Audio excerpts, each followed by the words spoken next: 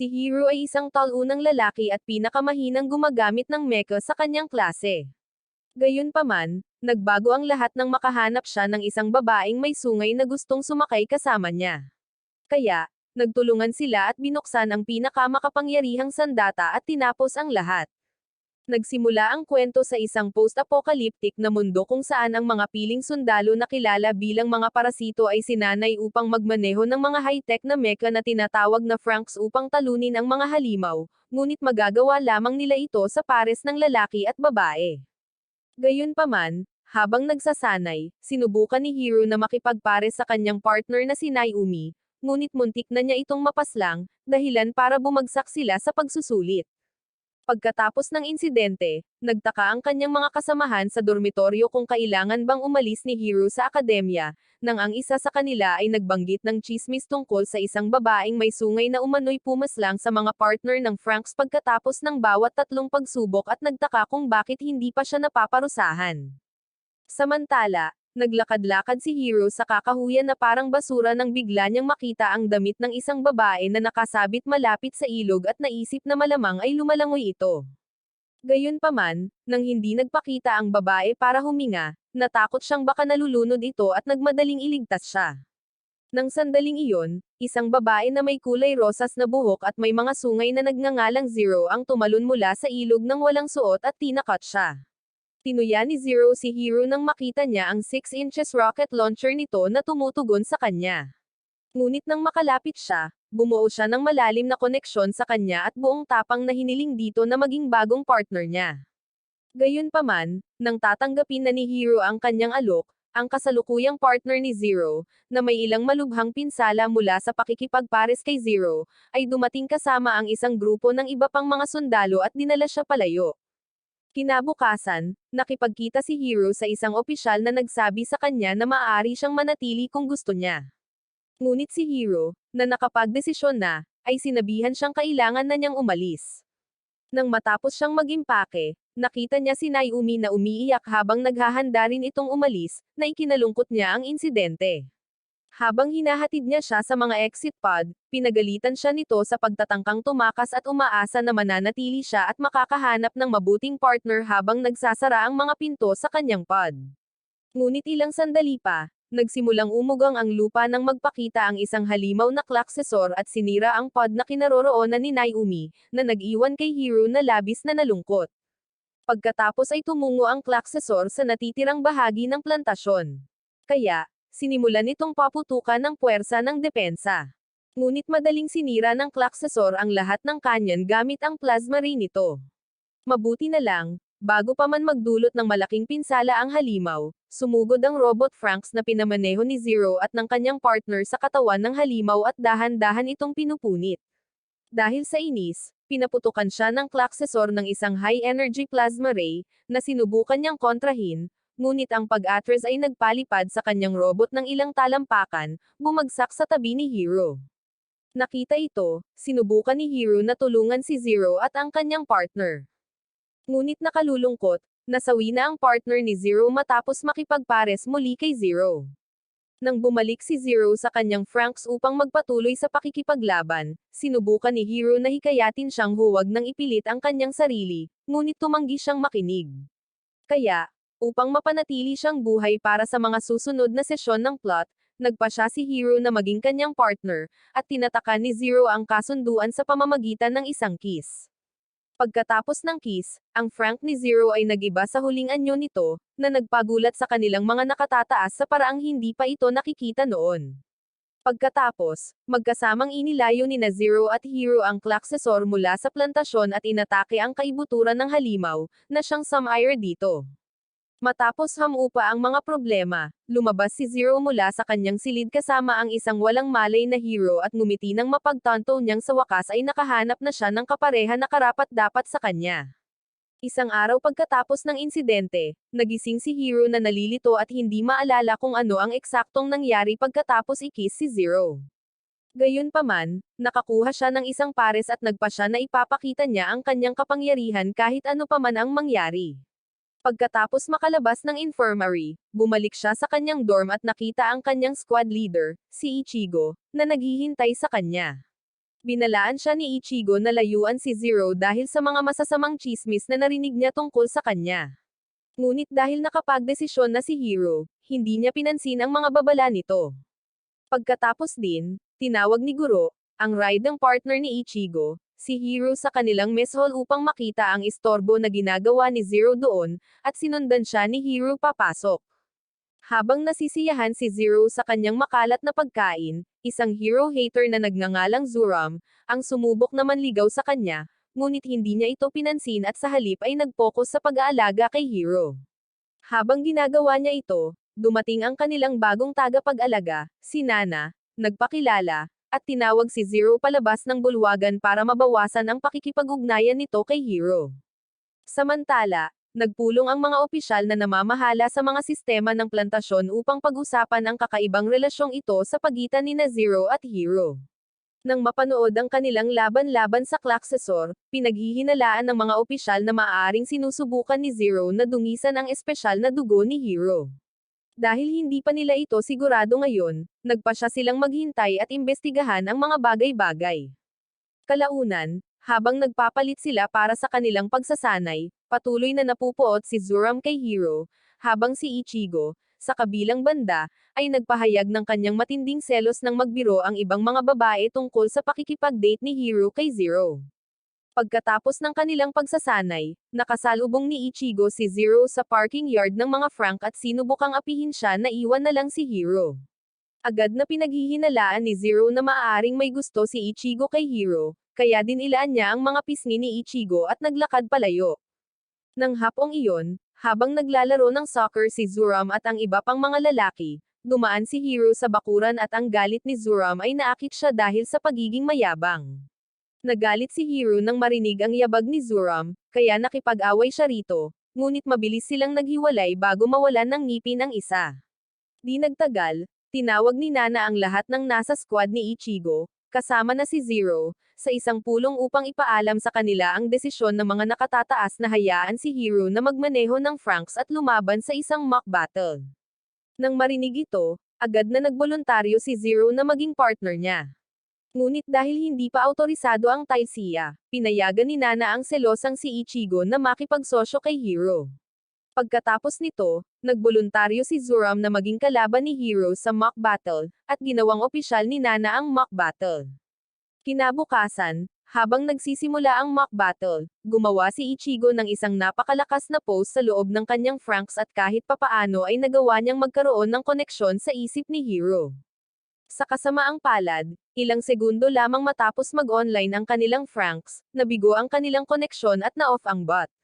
Dahil sa pagkalito, humingi si Ichigo ng 3 minutong timeout at hiniling kay Hiro na alalahanin kung ano ang ginawa ni Zero ng kakaiba noong laban nila sa Klaksesor.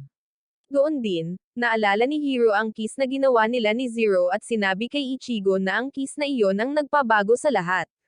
Sa kabila ng pagkapahiya na ulitin ang parehong bagay, kinas pa rin ni Ichigo si Hiro, ngunit nakalulungkot na walang nangyari. Nadurog si Hiro nang sumikat ang realidad ngunit dahil tapos na ang 3 minutong timeout, ipinagpatuloy ni Zuram ang laban at itinulak ang Frank ni Hiro sa lupa. Gayunpaman, nang malapit na niya silang tapusin, may napansin si Zuram na nagpawala ng tiwala sa kanya ng kanyang babaeng kasama sa pagsakay na si Miko, at naputol nito ang kanilang koneksyon, dahilan para mag-offline ang kanilang robot ng ilang segundo. Nang makita ito, pinatakbo ni Ichigo ang Frank nang wala si Hiro at dinurog ang Frank ni Zuram, kaya naging tabla ang laban. Nang maayos na ito, nabalot ng guilt si Hiro dahil sa pagdadala kay Ichigo sa kanyang mga problema at pag-aakalang maaari pa siyang maging dahilan ng kahit ano. Sinubukan niyang humingi ng tawad kay Ichigo para sa lahat, ngunit pinigilan siya ni Ichigo at sinisi ang sarili.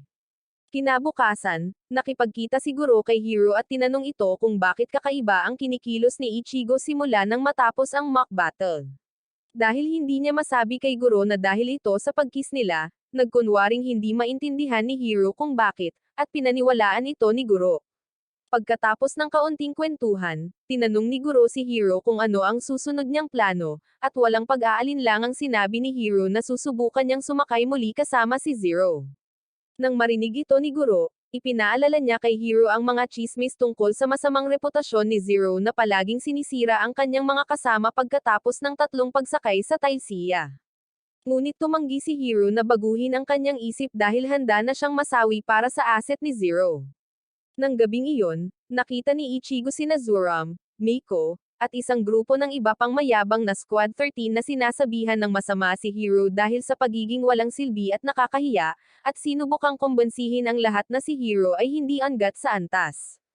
Nang sandaling iyon, isang mayabang na Squad 13 member na nagngangalang Michuro ang nagsiguro sa kanya na si Hiro ay mananatili sa kanyang pinakamababang pwesto, at sumuko na lang si Ichigo. Kinabukasan, tinawag ni Nana at ng kanyang kasamahan ang lahat ng mga parasito, maliban kay Hiro, para sa isang briefing at ipinaalam sa kanila ang tungkol sa isang misyon na kanilang sasalihan. Para sa kanilang misyon, sinabi niya na pupuksin nila ang isang grupo ng maliliit na Conrad Classesor na nagdudulot ng kaguluhan sa kailaliman ng isang minahan ng enerhiya ng magma ng walang tulong ng Taishiya, at sisiguraduhing susundin nila ang pangunguna ni Ichigo upang makumplito ang misyon ng walang mga nasawi. Pagkatapos ng mission briefing, naghanda sina Ichigo at ang kanyang partner na siguro kasama ang 6 na iba pang rider para simulan ang misyon. Gayunpaman, sa isang banda, nakaranas si Michuro ng problema sa pakikipag-ugnayan sa kanyang babaeng partner at pagkatapos ay natigil ang misyon. Dahil wala siya sa misyon, ang iba ay bumaba sa 8 palapag ng napakalaking minahan ng magma at nakita ang isang kasuklam-suklam na halimaw na Kolkoshor slime na kumakapit sa isa sa mga kagamitan. Nang makita ito, nagkamali ang team ni Ichigo na magpabeya ng kanilang bantay. Kaya, nagtulungan sila para pabagsakin ang halimaw. Sa kasamaang palad, nang akala nila ay tapos na sila, inatake ng halimaw ang Frank ni Zuram, dahilan para mawalan ng malay ang kanyang riding partner na si Miko at pagkatapos ay humingi ng tulong mula sa iba pang mga halimaw na slime na nagtatago sa mga siwang. Maya-maya, napalibutan sina Ichigo at ang iba pa.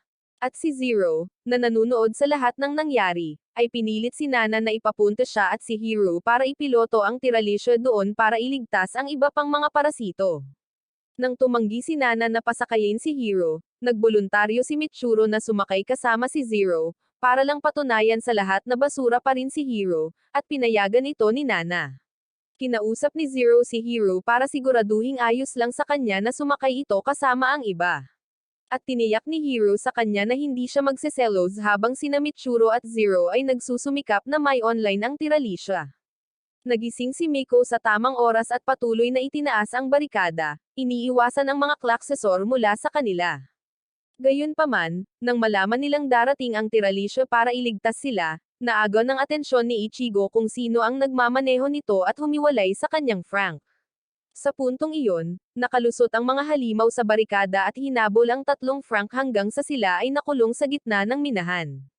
Mabuti na lang at bago pa sila maging mga taong mashed potato, sumugod ang tiralisya at sinira ang pinakamaraming klaksesor hanggat maaari habang ang iba pang 3 Frank ay umatras. Nang matapos ang paglikas, inutusan ni Hakihiro, kasamahan ni Nana, si Zero na bumalik sa base, ngunit tumanggi si Zero at sa halip ay nanatili upang gawin ang lahat para matuto ang mayabang na si Michuro. Ilang sandali pa, habang sinusubukan ni Guro na alamin kung ano ang nangyari kay Ichigo doon sa ibaba, ang tiralisya ay itinaas mula sa minahan at lahat ay nabigla nang makita nila si Michuro na walang malay at may mga sugat sa buong katawan. Pagkalipas ng ilang oras, nagising si Michuro sa infirmary na takot at ayaw kumain ng kahit ano. Lahat ay dahil sa ginawa ni Zero sa kanya. Nang hilingin ni Hiro na ipaliwanag ang nangyari, sinabi ni Michuro na si Zero ay sumobra sa loob niya, na parang gusto na siyang limunin nito at nakangiti habang sinusuri siya. Sinubukan ni Hiro na magtanong pa, ngunit upang maiwasan ang paglala ng kanyang kondisyon, dumating ang iba at pinatulog siyang muli. Samantala, pinagalitan ni Nana at ng kanyang kasamahan si Zero dahil sa pagiging pasaway at isinapanganib ang buhay ni Michuro para lamang patunayan ang isang punto. Nang subukang ipagtanggol ni Zero ang sarili, mabilis na pinigilan ni Nana ang babaeng may sungay at ipinaalam sa kanya na gusto siyang bumalik sa unahan upang labanan ang mga klaksesor. Ngunit nang marinig ito, kumunat ang noo ni Zero sa kanya dahil sa paghamak. Pagkatapos ng kanyang meeting, nilapitan ni Zero si Hiro habang ito ay nagpapalamig sa bathing area ng lalaki at hiniling na makipagpares dito. Ginawa ni Hiro ang lahat para makapagsalita, ngunit dahil ang lahat ng dugo ay lumalabas sa kanyang utak, nanatili siyang tahimik at pilit na pinipigilan ang pagtagas ng gasolina ng kanyang rocket launcher sa suot ni Zero. Habang nagpapatuloy ang kanilang pag-uusap, napuno ng mga emergency siren ang buong pasilidad at ipinaalam ni Hakihiro sa lahat na isang malakas na klaksesor ang mabilis na papalapit sa plantasyon. Para maiwasan itong makarating sa kanilang tahanan, lahat ng mga parasito, kabilang si Mitsuro, ay naghanda at dumiretso sa lokasyon ng halimaw. Habang pinapanood naman ni Zero, Hiro, at Nana ang kanilang operasyon mula sa control room. Sa lokasyon ng halimaw, madaling natalo ni Ichigo, at ng kanyang koponan ang halimaw gamit ang kanilang malakas na pagtutulungan.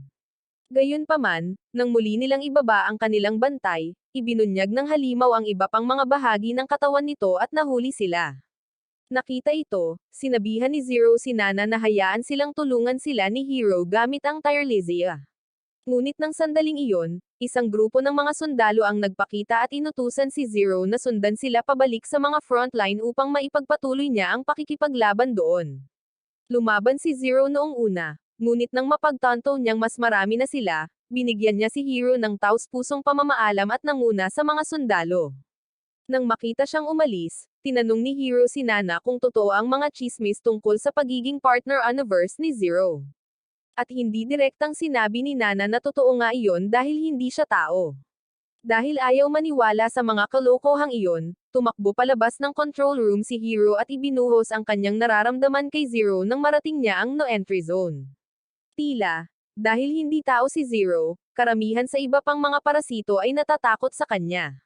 Ngunit tiniyak sa kanya ni Hiro na natatakot lamang siya sa kanya dahil isa siyang duwag. Matapos sabihin iyon at iba pang nakakahiyang bagay, sa wakas ay nagpa siya si Zero na makipaglaban kasama niya.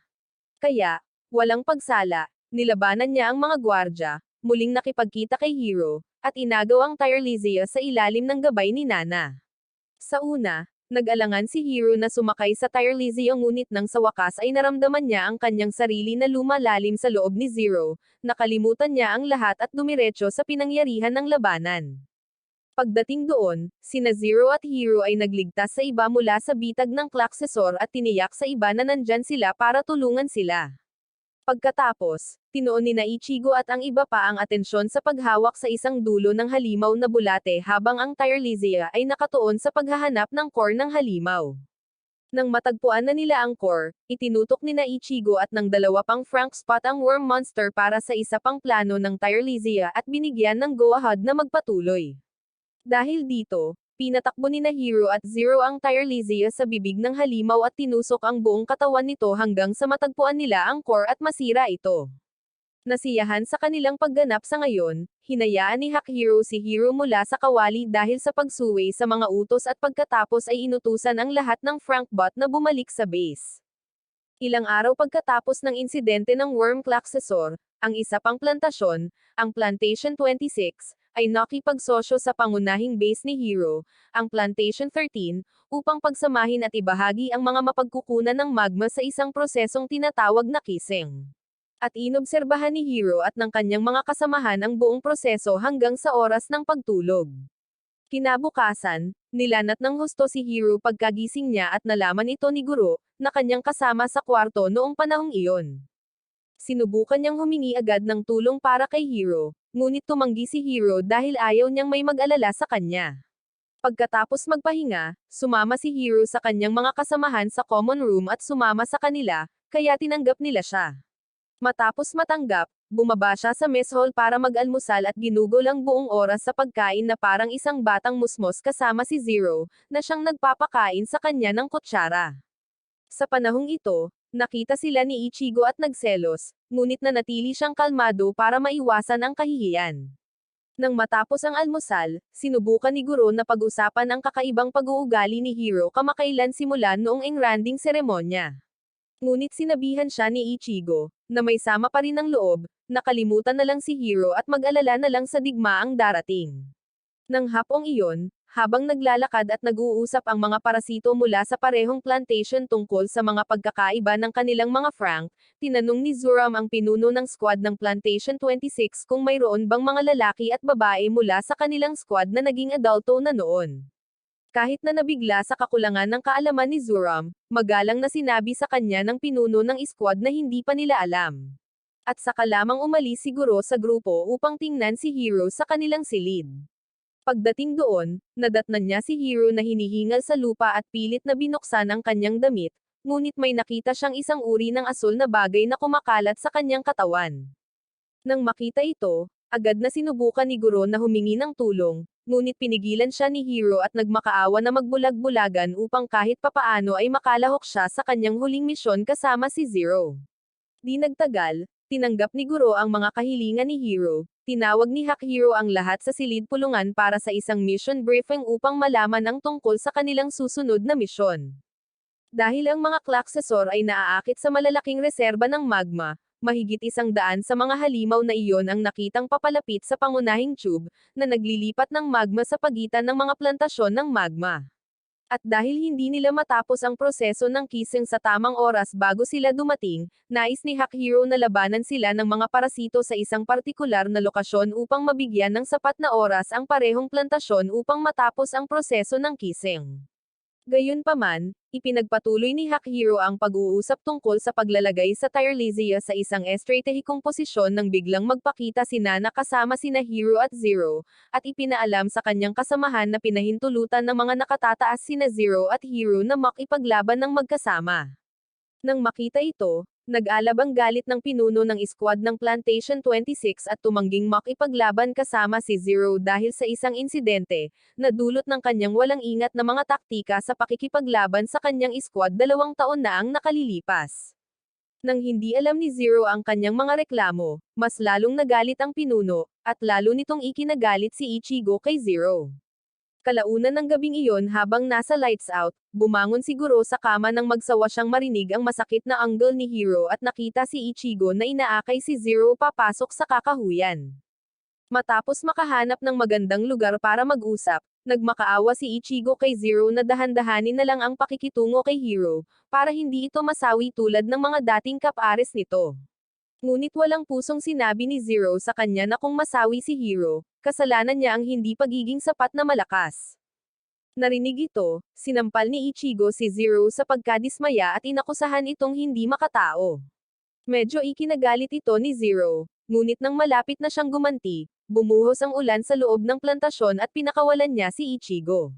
Pagbalik ni Ichigo sa dorm, nakasalubong niya si Guro na naghihintay sa kanya at umiyak ng labis dahil sa kanyang magulong isip at damdamin nang sabihin sa kanya ni Guro na narinig niya ang lahat.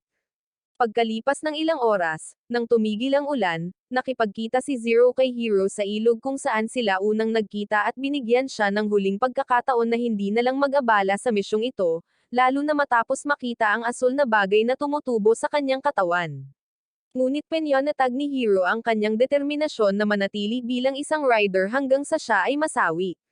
Nang araw na iyon, nakita ni Nana at ng kanyang kasamahan ang ilang dosenang Conrad Klaksesor at isang mas malaking hugis parisukat na Klaksesor na papalapit sa kanilang mga plantasyon sa kamanghamanghang bilis, at agad na tinawag ang lahat ng mga parasito na sumakay upang maghanda sa pagtatanggol sa base. Habang nagaganap ang mga paghahanda, tumitindi ang tensyon sa pagitan ng koponan ni Ichigo, ngunit nanatili silang kalmado upang maiwasan ang pag-irap. Minsan, nagkaroon si Ichigo ng oras para mag-isa kasama si Hiro upang aminin ang kanyang nararamdaman para dito. Nang pigilin sila ni Zero, natakot siya at hinayaan ang talunang lalaki na makawala muli sa kanyang mga kamay. Pagkatapos nito, bumalik si Ichigo sa cockpit ng kanyang Frank kasama si Guro at naghintay ng pahintulot upang simulan ang misyon. Nang oras na para umalis, sinabihan sila ni Hiro na iwasan ang hugis parisukat na Klaksesor at nagbigay ng utos na magsimula. Walang pag-aalinlangan, ang squad ng Plantation 26, ang Squad 26, ay nagpakita ng isang napakalakas na antas ng pagtutulungan at kahit papaano ay nagawa nilang talunin ang maraming maliliit na numero sa maikling panahon. Para sa koponan ni Ichigo, nagkamali sila dahil sa kanilang kakulangan ng karanasan at muntik ng madurage ng mga Klaksesor. Sa kabutihang palad, bago pa man sila tuluyang mawalan ng gana sa pagkadismaya, tinawag ni Ichigo ang kanilang huling selula ng utak upang mag-utos at ginamit ang kanilang natatanging mga kasanayan upang talunin ang ilang mga halimaw. Nang magpakita ang pangalawang bug zone ng mga klase ng Conrad, sinuway ni na Hero at Zero ang utos ni na Hack Hero at Nana na umatras at sumugod sa labanan sakay ang Tirelizia upang iligtas ang kanilang mga kaibigan. Pagdating doon, pinagsama-sama ng duo ang ilang mga halimaw sa klase ng Conrad at winasak ang isang malaking grupo sa isang iglap. Matapos mapaslang ang maraming maliliit na fries, ibinalot ng Frank Spots ng Squad 26 ang kanilang mga metal wire sa buong mas malaking parisukat na hugis na klaksesor at sinubukang i-shock ito hanggang sa masawi. Nang sandaling iyon, ang malaking klaksesor ay naglabas ng isang nakabibinging sonic boom, kumawala mula sa mga metal wire at nag-transform sa huling humanoid form nito. Pagkatapos, ang halimaw ay patuloy na tumatakbo patungo sa base, dinudurog ang kahit sino at kahit sino pa ang papunta rito. Agad na inutusan ni Hack Hero ang Squad 13 na pamunuan at tapusin ang halimaw. Gayunpaman, para magawa iyon, iminungkahi ni na Ichigo at Guro na maghanap silang lahat ng butas at hayaan ang Tirelizia na gumawa ng huling atake, at sumang-ayon ang iba. Dahil dito, sina Ichigo, Meiko, at dalawa pang miyembro mula sa Squad 13, sina Kokoro at Akono, ay kumapit sa klaksesor at sa mga kasukasuan sa mga binti nito upang ito ay matamba. Nang matapos iyon, isang sugatang hero ang nagmaneho sa Tirelizia at sa huli ay tinusok ang klaksesor sa katawan. Sa kasamaang palad, nang akala nila ay ligtas na sila, muling nabuhay ang klaksesor at itinapon ang Tirelizia. Pagkatapos ay bumangon itong muli at binasag muli ang mga Frank hanggang sa mawalan ng malay si Hero at mawalan ng koneksyon kay Zero. Pagkatapos, lumapit ito sa pader, inihiwalay ito sa magkabilang base at paulit-ulit na hinampas ang martilyo nito upang masira ito. Samantala, si Ichigo, na nag-aakalang nasawi si Hero dahil sa pag-ataking iyon, ay bumagsak ng husto dahil alam niyang nawala sa kanya ang tanging taong makakatulong sa kanya na mawala ang kanyang V-card. Habang sinusubukan ni Guro na kausapin ang kanyang isipan, nagising si Hero sa kabilang buhay at sinubukang kumbansihin ang kanyang sarili na namuhay siya ng maayos bago nasawi. Gayunpaman, nang tatawid na sana siya, nakakuha siya ng inspirasyon mula sa Naruto Shippuden at biglang napagtanto ang pakikipagkaibigan niya kay Zero. Matapos mabigang hilahin siya papunta sa kabilang buhay kasama niya, nagising si Hero sa loob ng Tirelizia at natagpuan si Zero na desperadong ginagalaw ang mga kontrol habang sinusubukan niyang labanan ang parisukat na hugis na klaksesor ng mag-isa. Dahil naawa sa kawawang babae, nag-isip ng malalim si Hero at napagtanto kung gaano kalungkot ang naramdaman ni Zero noon. Pagkatapos ay pinagaling niya ang kanyang asol na bagay gamit ang kapangyarihan ng pagkakaibigan, pinakalma ang kanyang kapareha, at muling itinaguyod ang kanilang koneksyon. Pagkatapos, nagiba ang Tirelizia sa kanyang huling anyo at itinulak ang mga atake ng klaksesor ng ilang talampakan paatras. Nang makita ito, sumugod si Ichigo at ang iba pa at kalaunan ay lumikha ng isang butas na naglantad sa kaibuturan ng halimaw. Sa tamang tiyempo, buong tapang na pinatakbo ni Hero ang Tirelizia papasok sa butas at lumipad ng diretso hanggang sa masira nila ang kaibuturan ng halimaw ng klaksesor. Pagkatapos, lumabas sina Hero at Zero ng Tirelizia nang walang sugat at niyakap ni Ichigo si Hero nang umiiyak, masayang nakita siyang bumalik. Pagkalipas ng ilang araw, natapos ang proseso ng kissing. Sina Hero at Zero ay naging opisyal na magkapareha, at ang pangkat ni Ichigo ay binigyan ng bakasyon sa isang tunay na dalampasigan. Sa panahon ng bakasyon, natagpuan ni Guro ang kanyang rocket launcher na medyo mahina ang reaksyon nang makita niya ang balingkinitan na asset ni Ichigo. Pero sa ngayon, itinatago muna niya ang kanyang nararamdaman. Ilang sandali pa, si Zuram, at isang kapwa-miyembro ng Squad 13 na nagngangalang Futushi, at siguro sa lahat ng tao, ay nagpahinga sa karagatan at pinanood ang mga babae na pinahihirapan sila sa pamamagitan ng pagtingin sa kanilang mga katawan na kasing supermodel. Nang sandaling iyon, nakita nila si Hero na nakakakilabot na papalapit kay Zero sa karagatan at pinanood itong mamula nang yakapin siya ng mahigpit ni Zero. Sinabi ni Zero ang lahat ng uri ng nakakabaliw na salita sa kanya. Ngunit bago tanggapin ni Hero ang kanyang nararamdaman para sa kanya, naalala niya ang sinabi sa kanya ng lumikha ng mga robot ng Frank, si Dr. Warner Frank, tungkol sa hindi pagpapahintulot kay Zero na kontrolin ang kanyang emosyon at bahagyang kontrolin ang kanyang sarili. Gayunpaman, nang tanungin siya ni Zero tungkol sa kanyang karanasan sa pagkiss sa ibang tao, kinaladkad siya ni Zuram, Guro, at Futoshi sa ilalim ng tubig at dinukot siya. Pagkatapos, dinala nila siya sa isang lugar at hiniling na sabihin niya sa kanila kung ano talaga ang isang kiss. Nang ilarawan ni Hiro ang malambot na pakiramdam na naramdaman niya sa pagkiss kay Zero, ang tatlong walang malay na talunan ay namula ng husto kaya't nabaliw si Zuram at nagkaroon ng matinding pagnanais na i-kiss si Hiro. Gayunpaman, bago iyon mangyari, dumating si Ichigo sa kanilang lugar at tinanong ni Guro kung alam niya kung ano ang isang kiss. Agad na namula si Ichigo sa kahihiyan nang maalala niya ang sandaling iyon kasama si Hiro noon. Ilang sandali pa, dinala ni Michiro ang lahat sa isang malaking kuweba at dinala sila sa dating modernong Tokyo. Ngunit sa pagkakataong ito ay sira-sira na at binabawi na ng kalikasan. Habang ginalugad ng iba ang lugar, nakakita si Ichigo ng isang posterya ng dalawang magkasintahan na nagkikis sa isang lumang tindahan at tinitigan ito ng ilang sandali.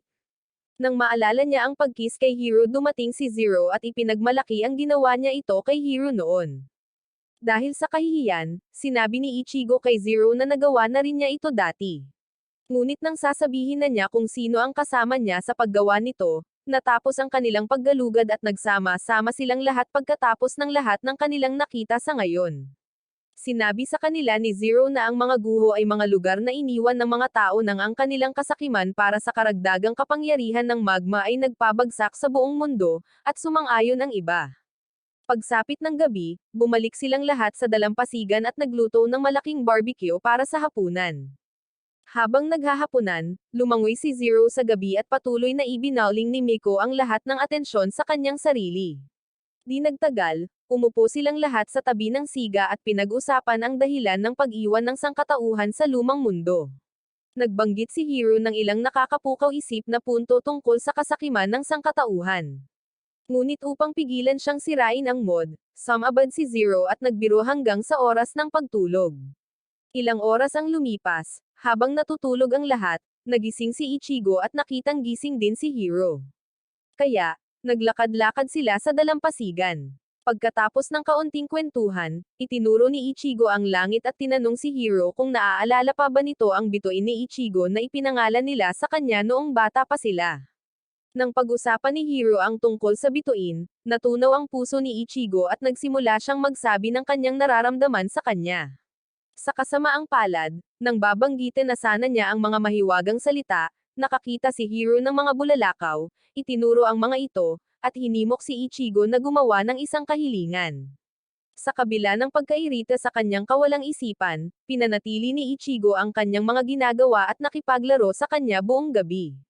Kinabukasan, bumalik ang Team Ichigo mula sa kanilang bakasyon at nakipaglaban sa isang klaksesor malapit sa labas ng plantasyon. Sa pagtatapos ng laban, naglabas ang halimaw na klaksesor ng isang malagkit na asul na likido, nakakaiba ang pagkakahawig sa puting malagkit na bagay na nakikita mo gabi-gabi, at ibinuhos ito sa frank ng koponan ni Ichigo. Noong una, hindi ito pinansin ng team, pero nang pumasok ang mga asul na nilalang sa cockpit at natunaw ang mga parasite suit ng mga babae, na nagpapakita ng kanilang mga watermelon at asset, pinagmasdan ng mga lalaki ang kanilang kahangahangang katawan hanggang sa matapos ang laban. Kalaunan, nalaman ng mga babae ang tungkol sa aksidente at agad na nagsimula ng away sa mga lalaki dahil sa pagiging hindi maginoo. Nagmakaawa ang mga lalaki sa kanila para sa kapatawaran, ngunit si Miko, ang matigas na hindi marunong mag-isip, ay tumangging patawarin sila bilang kabayaran sa nakakahiyang insidente. Iminungkahi ni Miko na tapusin na nila ang kanilang relasyon sa mga lalaki, at sumang-ayon ang iba. Kaya kalaunan, hinati ng mga babae ang kanilang buong dormitoryo sa dalawa, at pinagbawalan ni Miko ang mga lalaki na lumagpas sa linya. Di nagtagal pagkatapos hatiin ang linya, nagbago ang mga bagay sa dormitoryo.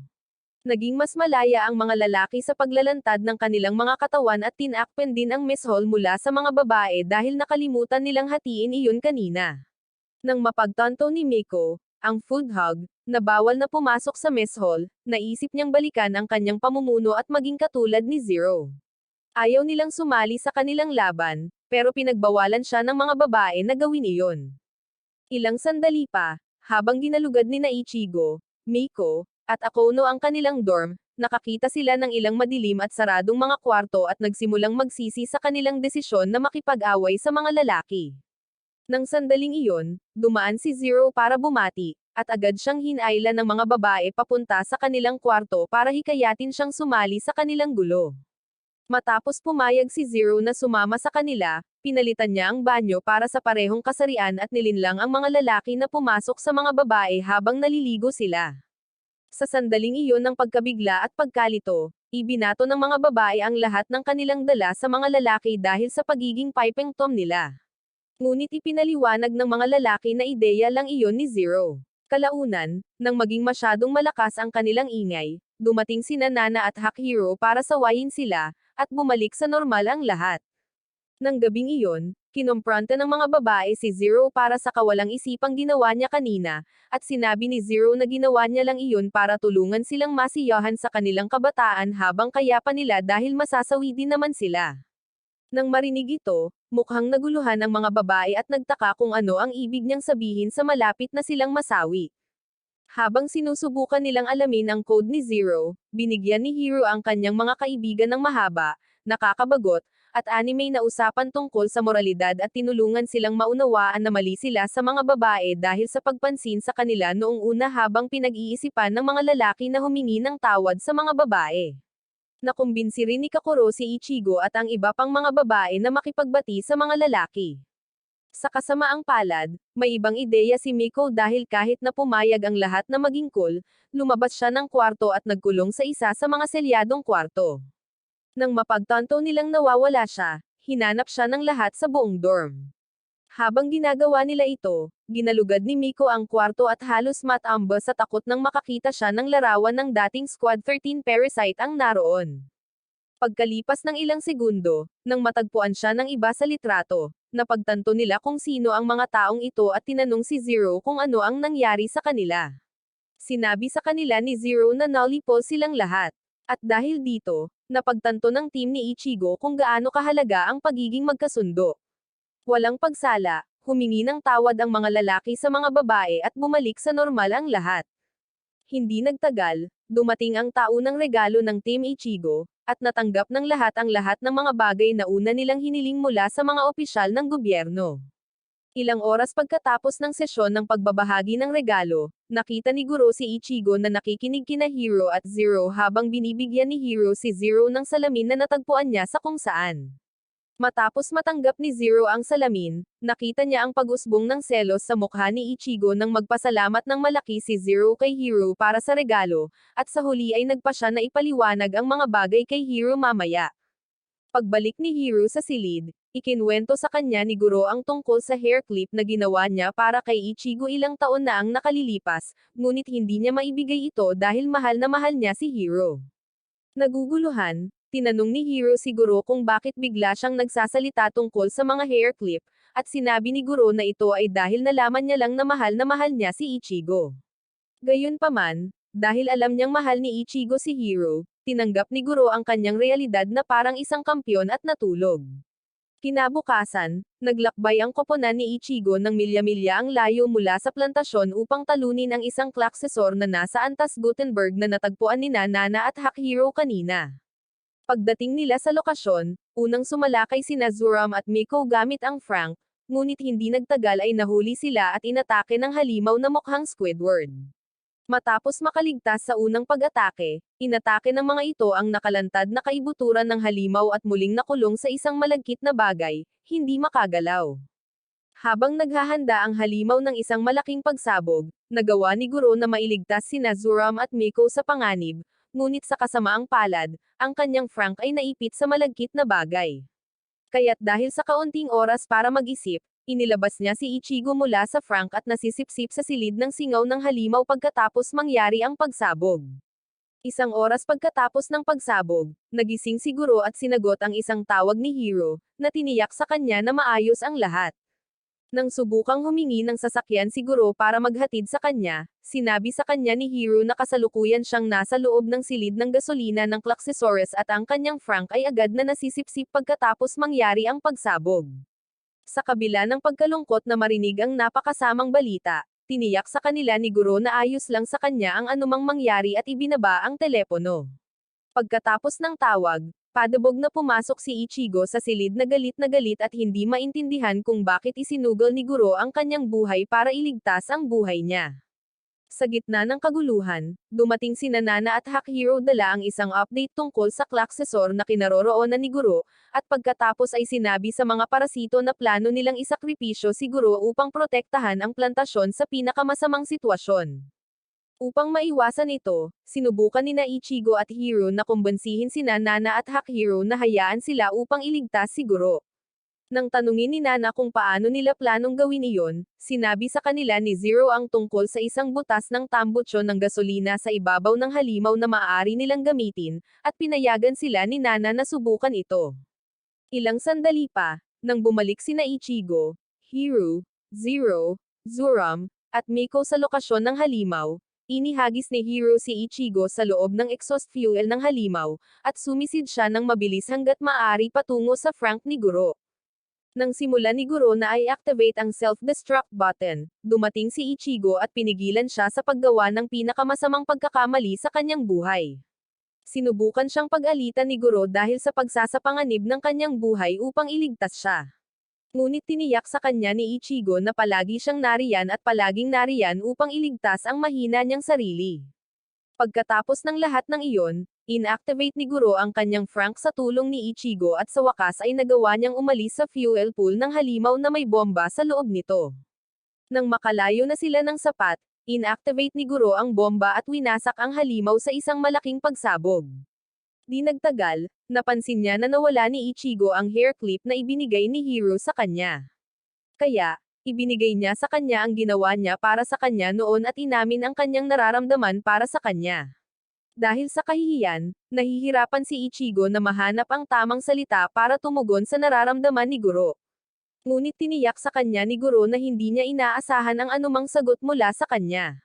Gusto lang niyang malaman nito ang kanyang nararamdaman para sa kanya. Pagkatapos nito, nagyakapan sila, at bumalik si Guro sa kanyang buhay. Pagkalipas ng ilang araw, pagkabalik mula sa isa sa kanilang mga karaniwang misyon sa pakikipaglaban sa Klaksesor, napansin ni Hiro na mukhang walang buhay si Zero at sinubukang tanungin siya kung ano ang problema.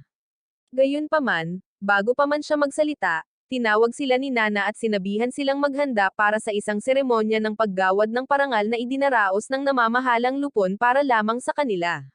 Noong una, hindi nila ito inisip, ngunit nang sabihin sa kanila ni Nana na makikita nila ang lungsod, lahat, lalo na si Zuram, ay labis na natuwa.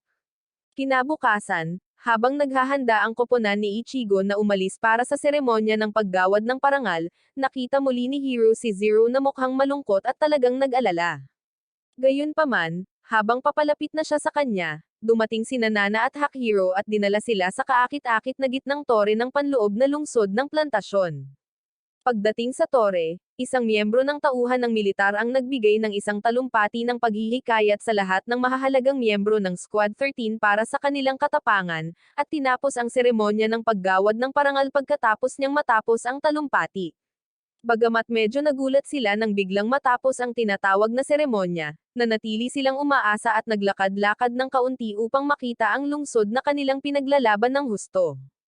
Habang naglalakad, ikinuwento ni Zuram ang tungkol sa paglaki hanggang sa pagiging adulto, ngunit ang iba ay hindi sumasang-ayon sa kanyang maling akala, lalo na matapos makita ang nangyari sa dating Squad 13.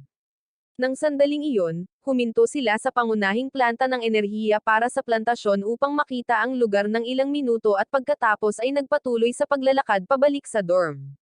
Habang naglalakad, palihim na lumabas si Zuram sa grupo upang makita ng malapitan ang energy reactor. Gayunpaman, nang babalik na siya sa grupo, nakakita siya ng isang kakaibang malawak na bulwagan na may mga pinto ng apartment sa lahat ng dako at nilapitan ang mga ito. Pagkatapos ay kumatok siya sa ilan sa mga pinto, ngunit nang walang sumagot, naglakad siya pababa sa dulo ng koridor at nahulog sa rehas nang gulatin siya ng isang residente.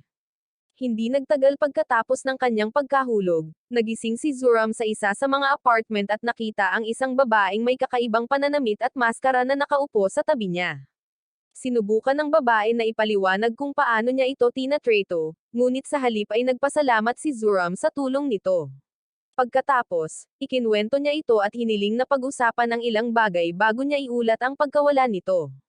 Humanga sa kanyang pagiging magalang, tinanggal ng babae ang kanyang maskara, ibinunyag ang kanyang luma at kulubot na mukha at naghanda ng tsaa at mga panghimagas para sa kanila.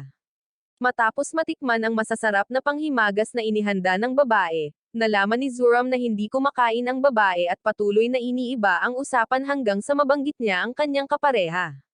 Naguguluhan, tinanong ni Zuram ang babae kung para saan ang kapareha. Ngunit upang lubos na maunawaan ang konsepto ng kasal, dinala ng mahinang matandang babae si Zuram sa experimental pod kung saan kasalukuyang nakakulong ang kanyang asawa at hinayaan siyang panoorin ang lalaki na kumakain ng virtual reality corn. Habang pinapanood ni Zuram ang lalaki, biglang nawala ng malay ang matandang babae, kaya mabilis niya itong tinulungan pabalik sa sala upang makapagpahinga ito.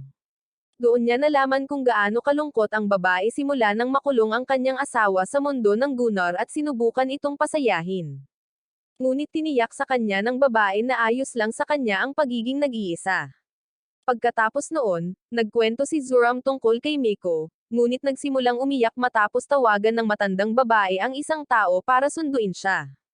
Naguguluhan, tinanong siya ng babae kung bakit siya umiiyak, at sinabi niya rito na ito ay dahil kamukha niya ang mas matandang bersyon ng kanyang ina na iniwan siya para kumuha ng gatas. Upang maiwasan ang paglabag sa patakaran ng walang pakikisalamuha sa parasito, pinigilan ng matandang babae ang sarili na maging masyadong emosyonal sa bata at sa kanya ito pinasaya.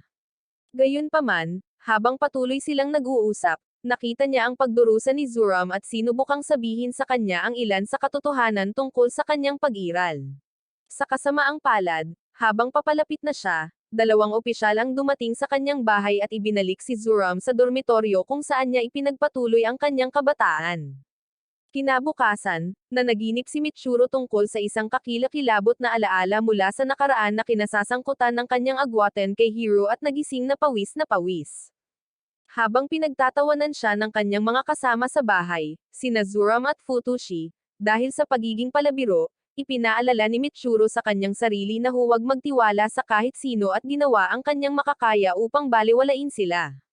Pagkalipas ng ilang oras, bumalik ang Team Ichigo mula sa isa sa kanilang mga misyon sa pagpaslang sa Klaksesor at iniulat ang kanilang bilang ng pagpaslang kina Nana at Hakihiro. Sa kasalukuyan, ang Plantation 13 ay nakikilahok sa isang proyekto sa pananaliksik sa enerhiya na tinatawag na planning. Kaya, pinahahalagahan ni Nana at Hakihiro ang mga pagsisikap ng Team Ichigo sa pagprotekta sa mga mananaliksik sa pagbabarena ng magma mula sa mga naakit na Klaksesor. Nang makumplito ang ulat ng aksyon, sina Hiro, Zuram, at isang grupo ng iba pang mga parasito ay sumakay sa kanilang mga pwesto sa Frank patungo sa isa sa mga planning drilling site upang bantayan ito laban sa anumang umaatake na Klaksesor. Habang ginagawa nila ito, nakipag-ugnayan si Futoshi sa kanyang kapare sa pagsakay, si Kakuro, at hiniling na maging partner niya magpakailanman. Nang pumayag si Kakuro na maging partner niya or masawi, sinalakay sila ng ilang halimaw na Klaksesor, at lahat sila ay naghanda upang labanan sila. Nang sandaling iyon, nilanat si Mitsuru. Kaya, habang pinapaslang ng iba ang mga halimaw, isinugod siya sa infirmary para sa paggamot. Nang ma-diagnose siyang may matinding lagnat, sinubukan ni Nana na magbigay ng antiparetic upang mapababa ang kanyang lagnat. Nang makita niyang nabigyan siya ng elixir injection, na isang mapanganib na iniksyon para mapahusay ang kakayahan ng isang parasito, pinag-isipan niyang bigyan siya ng anumang gamot at hinayaan na lang siya. Kinabukasan, kinausap ni Nana ang Team Ichigo tungkol sa pagpapalit ng mga partner para sa isang eksperimento. At habang walang problema ang iba pang mga parasito sa pagpapalit ng mga partner ni Mitsuru at ng kanyang kasalukuyang riding partner, nagkaroon ng malaking pagtatalo si Akono tungkol sa kanyang co-partner at kawalan ng pananagutan. Kalaunan, nang tawagin sila ni Nana para sa kanilang tugon, hiniling ni Akono at Kakuro na sumakay kasama sina Ichigo at Mitsuru, at pinayagan ito ni Nana. Nalungkot si Futoshi matapos marinig na pinili ni Kakuro si Mitsuru kaysa sa kanya, ngunit sa ngayon ay wala na siyang magagawa. Pagkatapos ng pagsasanay, bumalik si Mitsuru sa kanyang silid at nakitang galit na galit si Futoshi sa kanya.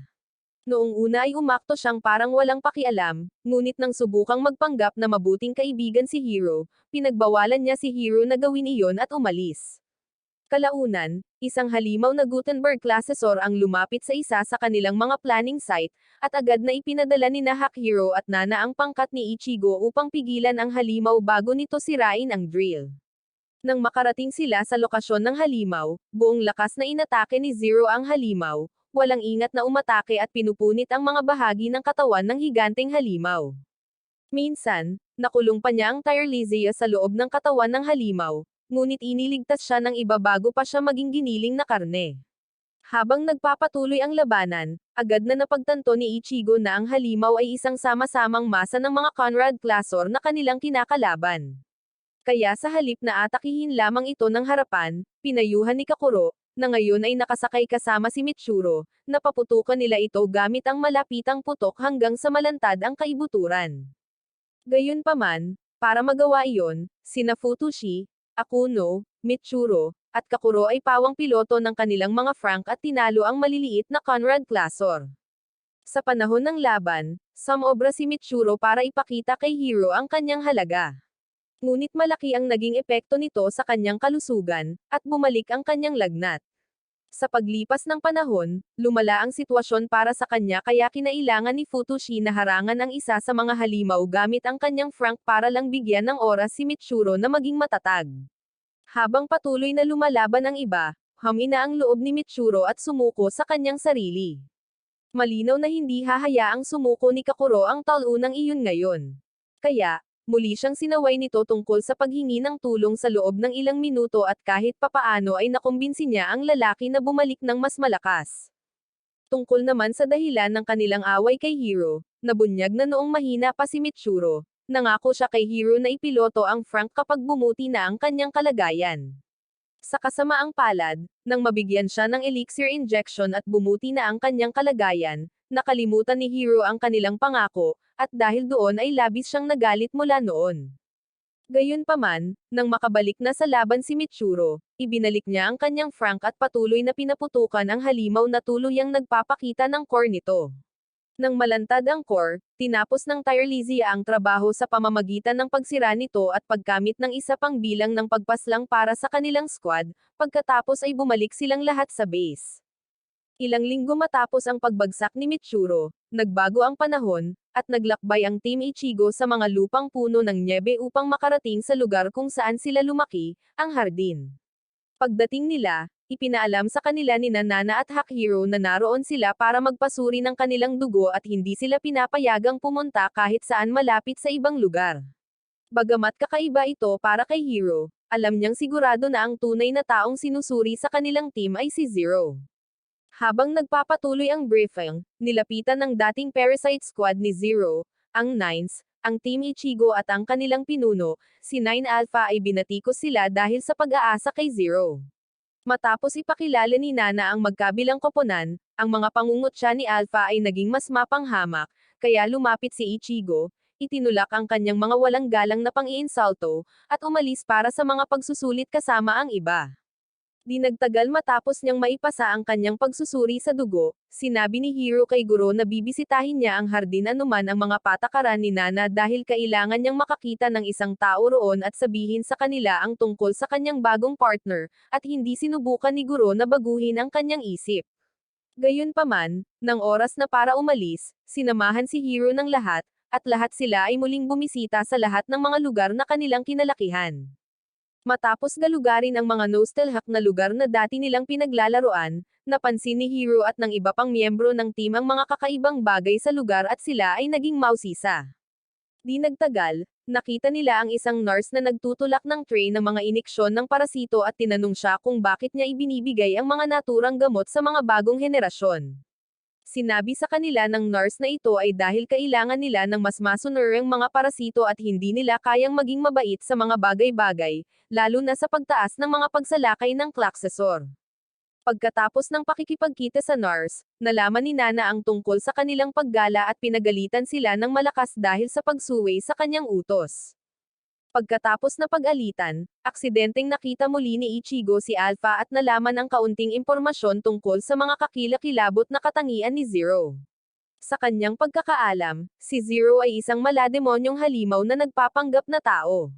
Kaya, Binalaan ng lalaki si Ichigo na huwag masyadong maging komportable sa kanya, at kumuha siya ng mga tala. Kinabukasan, 5 klasesor ang lumapit sa hardin, at kahit medyo nagulat si Nana nang makita sila, agad niyang ipinadala ang Team Ichigo upang labanan sila. Pagdating nila sa larangan ng digmaan, nabaliw si Zero, binaliwala ang lahat ng estratehiya at sinira ang lahat ng halimaw hanggat maaari ng mag-isa. Ginawa ni Hero ang lahat ng kanyang makakaya upang maibalik ang galit na ulo nito sa laban, ngunit tumanggi si Zero na makinig at sa halip ay ipinagpatuloy ang pagdurog sa mga sawi ng halimaw, habang sinasabi ang tungkol sa pagiging tao. Mabuti na lang at bago sila naubusan ng gasolina, nagawa nilang talunin ang lahat ng halimaw at bumalik sa base ng walang sugat. Pagkalipas ng ilang oras, natagpuan ni Hero si Zero sa kakahuyan na kinakagat ang kanyang mga kuko at nagrereklamo tungkol sa pagkawala ng maraming klaksesor hanggat maaari para maging tao siya. Dahil naawa sa kawawang kaluluwa, inamin ni Hero ang kanyang pagmamahal sa kanya para mas maging komportable siya sa kanyang halimaw na balat. Gayunpaman, sa halip na suklian ang kanyang nararamdaman, pinunit ni Zero ang kanyang damit at sinubukang kunin ang V-card ni Hero kaagad doon. Nang makita ito, pinababa siya ni Hero para sa karagdagang aksyon, ngunit sinubukan pa ring ipaliwanag na kailangan niyang maging maayos ang kanyang pag-iisip para gumana iyon. Sa kasamaang palad, sinira ni Zero ang buong sandali nang tawagin niya itong kagamitan niya, at naubusan ng gasolina ang rocket launcher ni Hero. Kalaunan, nalaman ni Ichigo mula kina Nana at Hak-Hero na nanganganib si Hero na maging isang halimaw kung magpapatuloy ito sa pakikipagsosyo kay Zero. Ngunit nang subukang harapin ni Ichigo si Zero tungkol sa bagay na ito, tinakot siya ni Zero gamit ang kanyang halimaw na panig at hindi siya pinansin. Habang papalayo si Zero, naalala ni Ichigo ang sinabi sa kanya ni Alpha tungkol kay Zero na susi sa pagliligtas ng mundo, pati na rin ang maraming parasito na hindi nabuhay ni Zero sa panahon ng kanyang pakikipaglaban kasama ang Tyrellisia at unti-unting naunawaan ang ibig niyang sabihin. Kinabukasan, sinimulan ni Ichigo na labanan ang mas maraming klaksesor, at patuloy na ginagamit ni Zero ang Tyrellisia upang sirain ang pinakamaraming halimaw hanggat maaari. Nang magsawa na si Hero sa kanyang mga pag-aalboroto, idiniskonekta niya ang kanyang sarili sa Tyrellisia. Ngunit sa kasamaang palad, muling ibinunyag ni Zero ang kanyang halimaw na panig at ginawa siyang bihag habang patuloy niyang pinipilit ang koneksyon sa pagitan ng kanilang mga isipan. May binanggit si Zero tungkol sa pagkakita niya sa kanyang minamahal at halos agad-agad, binaha si Hero ng maraming alaala mula sa kanilang pinagsamahang nakaraan. Sa unang pagbabalik-tanaw, nakita ni Hero ang batang si Zero sa loob ng isang silid na puno ng mga laruan at kakaibang mga painting at naghintay hanggang sa may dumating para bigyan siya ng pagkain. Noon, kinakain ni Zero ang pagkaing ibinibigay sa kanya araw-araw. Ngunit sa isang partikular na araw, nagdala ang lalaki ng isang picture book, na kinagigiliwan ni Zero, at tuluyan silang nawala. Di nagtagal matapos mapanood ang mga unang alaala ni Little Zero, nasaksihan ni Hero ang kanyang mga nakatagong alaala mula sa kanyang kabataan. Mula noong siya ay bata pa, alam na niya na higit pa sa buhay ang mabuhay upang maging mga parasito at masawi para sa isang grupo ng mga geyser. Bukod sa katotohanan na siya ay itinuturing na isang espesyal na lahi sa kanyang mga kapantay, inalagaan ni Hero ng mabuti ang kanyang mga kasamahan at binigyan pa sila ng mga palayaw upang makatulong sa kanilang pagkabalisa paminsan-minsan. Sa isang punto, naghinala ang mga matatanda sa kanyang kuryosidad, ngunit habang dumarami ang mga tanong ni Hero, lalo silang umiiwas sa kanya. Habang tumatagal, napansin ni Hero at ng kanyang mga kasamahan ang iba pang maliliit na bata na unti-unting nawawala mula sa hardin ng paminsan-minsan nang walang paliwanag kung saan sila pupunta, at ito ang nagpapabalisa sa kanila. Isang araw, unang beses niyang nakita ang batang si Zero, na napilitang pumasok sa isang silid para magpa-blood test, at tinanong ang isang nurse kung ano ang ginagawa ng mga matatanda sa kanya. Gaya ng inaasahan, iniwasan siya ng nurse. Ngunit hindi nito napigilan si Hero na masagot ang kanyang mga tanong dahil sa mga sumunod na araw, lumabas si Hero sa kanyang dorm at sa wakas ay nakita niya si Zero sa kanyang silid na nakikipaglaban sa isang matanda para makuha ang kanyang picture book. Ang pagkakita sa kanya ay labis na ikinatuwa ni Hero.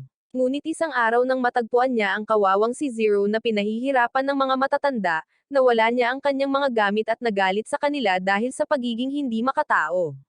Totoo, Natagpuan at ibinalik siya ng mga matatanda sa kanyang dorm, ngunit lalo lamang nitong pinabalisa at pinatunayan ang kanyang pinagmulan. Ilang araw matapos makita ang sakit ni Zero, bumalik si Hiro sa silid ni Zero at tinulungan siyang makatakas sa holo kung saan siya nakulong. Sinubukan ni Zero ang tanging pagkakataon na mayroon siya upang makita ang mundo sa ibang paraan. At sa paglipas ng panahon, naglakbay siya sa nyebe kasama si Hiro at medyo nasiyahan sa kanyang unang karanasan sa mga hayop, sa puting nyebe, at kay Hiro mismo. Habang tumatagal ang kanilang pagsasama, napagtanto ni Hiro na hindi siya maintindihan ni Zero dahil isa pa rin itong halimaw noon. Kaya, binigyan niya ito ng pangalang Zero at gumawa ng pansamantalang sandals para mainaitan ang mga paa nito sa nyebe. Pagkatapos, gumawa ang dalawa ng taong nyebe, nagsaluhan ng matatamis, natulog ng magkayakap, at naging maliliit at matalik na magkasintahan hanggang sa puntong pinayagan pa ni Zero si Hiro na basahin ang kanyang picture book para sa kanya. Sa kasamaang palad para sa kanila, hindi nagtagal ang kanilang magandang sandali dahil agad na dumating ang mga matatanda mula sa hardin at hinabol sila sa lahat ng lupang may nyebe. Habang tumatakas sila, nasugatan si Zero at hindi na makatakbo. Ngunit kinuha ni Hiro ang posisyon ng pagiging prinsipe at dinilaan ang asol na dugo sa kanyang sugat. Sa sandaling iyon ng realisasyon, tuluyan ng umibig si Zero kay Hiro dahil halos kamukhang kamukha niya ang mabuting lalaki sa kanyang picture book at pagkatapos ay itinatak ang alaala sa kanyang utak magpakailanman. Nakalulungkot, hindi nagtagal, naabutan sila ng mga sundalo at binigyan si Hiro ng pinsala sa ulo na nagdulot ng pagkawala ng kanyang mga alaala. Pagbalik nila sa hardin, nakalimutan na ni Hiro si Zero, ngunit naging misyon ni Zero ang muling makasama ang kanyang minamahal pagdating ng panahon. Sa pagtatapos ng flashback, tinanong ni Hiro si Zero kung siya nga ba talaga ang babaeng may hawak ng picture book noon. At si Zero, hindi makapaniwala na si Hiro ang minamahal na pinaghirapan niyang makuha ng napakaraming buhay, ay nakatitig lamang sa kanya ng may labis na gulat. Nang mapansin ang reaksyon nito, sinubukan ni Hiro na ipaalala sa kanya ang alaala na kanilang pinagsamahan sa ilalim ng puno ng mistletoe noon. Ngunit sa kasamaang palad, nawalan siya ng malay bago pa man makapagsalita. Nakita ito, nagtanong si Zero ng ilang mga katanungan upang matiyak na hindi lamang siya guni-guni. Ngunit dumating si Ichigo at ang iba pa at itinulak siya palayo kay Hiro. Dahil napaslang na nila ang mga klaksesor, isinugod ng Team Ichigo si Hiro sa ospital pabalik sa plantasyon, at unti-unting natuto ng leksyon si Zero. Pagkalipas ng ilang oras, habang sinusuri ni Nana at Hiro ang mga resulta ng pagsusuri kay Hiro, naglakad si Zero patungo sa ward ni Hiro upang makita ito. Ngunit sa isang banda, dumating si Ichigo kasama ang iba pa niyang kasama at pinagbawalan siyang makita si Hiro. Napansin ang pag-aalala ni Ichigo, sinubukan ni Guro at ng iba pa na pakalmeyan siya. Gayunpaman, nang ibunyag ni Ichigo ang lahat ng masasamang bagay na ginagawa ni Zero sa kanyang mga dating kasama, pati na rin ang mga bagay na ginagawa niya ngayon sa katawan ni Hiro, lahat sila ay napanganga sa gulat at nakatitig kay Zero ng may pandidiri. Pagkatapos ng ilang paulit-ulit na pagbabalik tanaw, ikinulong si Zero sa isang madilim na silid habang si Ichigo at ang iba pa ay tumatambay kay Hiro. Nang magising si Hiro, hiniling niya na makita si Zero, ngunit sinabi ni Ichigo sa kanya ang lahat ng ginawa nito para protektahan siya, hinimok siyang maging mabuting lalaki, at pagkatapos ay umalis. Pagkaalis ng iba, tinawagan ni Hiro si Michiro upang pag-usapan ang kanilang pangako noon, ngunit sa wakas ay nagpatubo si Michiro ng ilang bowl ang bakal at sinabihan siyang subukang umiwas sa gulo. Kinabukasan, ipinatawag ni Nana at Hiro ang koponan ni Ichigo at binigyan sila ng impormasyon tungkol sa isang magkasanib na misyon na kanilang isasagawa kasama ang siyam at ang mga koponan mula sa iba pang mga plantasyon. Tila, ang destinasyon na pinupuntahan ng Plantasyon 13 sa loob ng maraming taon ay kasalukuyang tinitirhan ng mga klaksesor. Ang trabaho ng magkasanib na task force ay lipulin ang lahat ng mga halimaw doon at ihanda ang lugar para sa kanilang pagdating. Matapos ang paliwanag ni Nana, gumawa si Ichigo ng isang opisyal na kahilingan na tuluyan ng alisin si Zero sa kanyang pangkat, kung hindi ay mawawala ng misyon ang kanyang pangkat, at si Nana, na walang pagpipilian, ay sa huli ay sinabi kay Zero na sasali siya sa siyam sa lalong madaling panahon. Ilang sandali pa, dumating si Ichigo para pakainin si Hiro ng mansanas.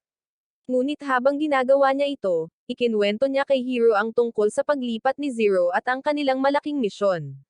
At ilang magaan na biro lang ang ginawa ni Hiro at nang matapos niya itong pasayahin, tumayo si Ichigo at umalis. Hindi nagtagal, lumabas si Zero sa kanyang hola, tinaboy ang kanyang mga gwardya sa bilangguan, sina Guro at Futoshi, at hiniling na makausap ang kanyang minamahal. Nang tumanggi si Ichigo, naawa ang iba sa kawawang babae at kalaunan ay pumayag na makita niya si Hiro sa kondisyon na kailangan silang naroon. Sa kasamaang palad, pagdating nila sa kwarto ni Hiro, wala silang nakitang tao roon. Sa tila paglabas ni Hiro sa kwarto para makita si Zero, at talagang nadismaya si Zero. Nang mapagtanto ni Hiro na wala si Zero sa kwarto nito, nagmadali siyang bumalik sa kanyang ward at nadatnan si Zero na tumatawa na parang isang kakaibang shockadol matapos pahirapan ang lahat. Nalilito, tinanong niya ito kung bakit niya gagawin ang isang bagay na ganoon. Ngunit nang bigyan siya ni Zero ng isang kalokohang dahilan, tinawag siya ni Hiro na isang halimaw at ipinaalam sa kanya na hindi nasisibog ang kanyang rocket launcher para sa kanyang mga asset. Kinabukasan, sinamahan si Zero palabas ng dorm at sumakay sa isang eroplano upang sumama sa siyam bago magsimula ang magkasanib na misyon. Sa isang punto, sinubukan ni Hiro na pigilan siya sa pag-alis sa kanya, ngunit hinayla siya ni Ichigo pabalik at nagmakaawa na manatili na lang sa kanya. Nang sinubukan pa rin ni Hiro na umalis, dinaikit niya ang kanyang mga labi sa labi ni Hiro sa harap ni Guro at inamin ang kanyang pagmamahal sa kanya. Pagkalipas ng ilang araw, habang papalapit na sa kanilang destinasyon ang Plantation 13 at ilan pang iba, nag-usap sina Nana at Hakihiro tungkol sa estratehiya sa labanan na gagamitin nila laban sa mga Klaksesor. Nang maipakita sa kanila kung gaano karaming halimaw ang mayroon, ipinakita nila sa bagong team ang siyam pati na rin si Zero, lahat ay gumagamit ng kanilang mga frank upang sumama sa laban. Nang makita ang kakilakilabot na kalagayan ni Zero, labis na nalungkot si Hiro para sa kanya, ngunit pinigilan siya ni Ichigo na kumilos ng kawalang isipan. Ilang sandali pa, habang dumarating ang mga siyam sa larangan ng digmaan, naghanda ang Team Ichigo para sa pag-aayos at agad na sumama sa mga siyam sa larangan ng digmaan upang talunin ang mga Klaksesor. At sa labanan, tinanong ni Ichigo ang 9 leader na si Alpha tungkol sa kanilang kasalukuyang layunin. At sinabi sa kanya ng lalaki na kailangan nilang makapasok sa crew sa pamamagitan ng isang butas at sirain ang simboryo na naglalaman ng mga lugar ng pag-aanak ng mga halimaw. Dahil dito, bumalik ang Team Ichigo sa labanan at humanga sa iba pang mga plantasyon gamit ang kanilang kahangahangang mga kasanayan. Ngunit sa kasamaang palad, bago pa sila makarating sa butas, isang Super Lemon class ang lumabas mula sa lupa at winasak ang Plantation 26. Nang makita ito, inutusan ng mga namamahalang opisyal ang pinuno ng Squad 26 na i-activate ang Protocol 32, na isang self-bombing protocol na ginagamit bilang huling paraan. Bagamat nag-alangan ang lalaki noong una, kalaunan ay nakontrol niya ang kanyang koponan, sinagot ang tawag ng tungkulin, at nagawang pigilan ang halimaw bago pa man ito tuluyang madurog ang Plantation 13. Sa kasamaang palad, kahit napasabogan, nagawa pa rin ng halimaw na mag-ukay ng butas sa simboryo ng 13 at magpakawala ng ilang maliliit na Klaksesor doon. Kaya, upang protektahan ang plantasyon, pinatakbo ni Zero ang Tirelizia sa butas ng Plantation 13 na ganap na nagwawala at nilabanan ang mga halimaw habang sina Nana at Hakihiro ay nakipagtulungan kay Dr. Frank upang protektahan ang kanilang data. Habang nagpapatuloy ang labanan, sa wakas ay lumaki ang bola-bola ni Hiro upang ipaglaban ang kanyang kasintahan matapos makita ang salamin na ibinigay niya kay Zero noon. Kaya nang dumating ang tamang oras, napunta siya sa isang mas maliit na lugar ng Frank at sumakay sa larangan ng digmaan hanggang sa makarating sa kanya ang Klaxosaurus. Nang makita ito, sinabihan ni Ichigo si Hiro na bumalik sa ligtas na lugar. Ngunit hinikayat siya ni Guro na hayaan si Hiro na makita si Zero sa huling pagkakataon. Matapos ay konekta ang kanyang isipan kay Hiro sa pamamagitan ng Network Frank, naunawaan ni Ichigo ang mga alaala ni Hiro at napagtanto sa mahirap na paraan na maaari lamang siyang maging kakampi ni Hiro, hindi ang kanyang pangunahing babae. Masakit ito, ngunit dinala pa rin ni Ichigo si Hiro sa Tirelizia at sinuntok ang kakatwang si Zero bago ito isuko sa kanya. Pagpasok pa lang niya sa cockpit ng Tirelizia, hinawakan ni Hiro ang mga sungay ni Zero na ngayon ay tumutubo na at naalala ang lahat ng nangyari matapos mabaygo ang kanilang planong pagtakas noon. Tila, matapos mawala ang kanyang mga alaala, bumalik si Zero sa kanyang karaniwang buhay na puno ng sakit at lumaban ng buong lakas upang hindi makalimutan ang kanyang pinakamamahal na si Hiro. Di nagtagal matapos maranasan ang ilan pa niyang mga alaala, kinas ni Hiro si Zero ng mahina upang maibalik sa normal ang kanyang antas ng dopamine at sa wakas ay naging opisyal na kasintahan niya. Dahil nakabalik na sina Zero at Hiro, nag-iba ang Tirelizia sa kanyang huling anyo at pinatakbo siya ng dalawang magkasintahan sa Lemon Claxesor hanggang sa malantad ang kaibuturan nito. Nang may tigil ang paggalaw ng halimaw, dumiretso ang Tirelizia sa simboryo na nagpoprotekta sa mga halimaw at ginawang wasakin ang buong lugar sa tulong ng Team Sham. Matapos sirain ang mga pinto sa mga siwang, tumigil ang Team Ichigo sa pakikipaglaban at nag-relax. Gayunpaman, nang akala nila ay ligtas na sila, isang higanteng kamay ng Claxesor ang lumabas mula sa lupa, hinampas ang lupa sa paligid ng Plantation 13 nang walang dahilan, at agad na nawala pabalik sa butas makalipas ang ilang segundo. Isang buwan pagkatapos ng labanan sa Grand Cas, tinanggap ng Team Ichigo si Zero pabalik sa squad at bumalik sa Plantation 13 upang manirahan sa anumang natitira dito. Lumalabas na pagkatapos ng higanteng pag-ataking iyon, nawalan ang Plantation 13 ng halos lahat ng suporta nito, at naputol nito ang akses ng Squad 13 sa tubig, kuryente, pagkain, at maging kina Nana at Hakihiro. Kaya para mabuhay, gumawa ang mga lalaki at babae ng mga roster para sa mga gawain at nagtalaga ng mga tungkulin sa isa't isa upang manatiling abala habang naghihintay sa kanilang susunod na misyon.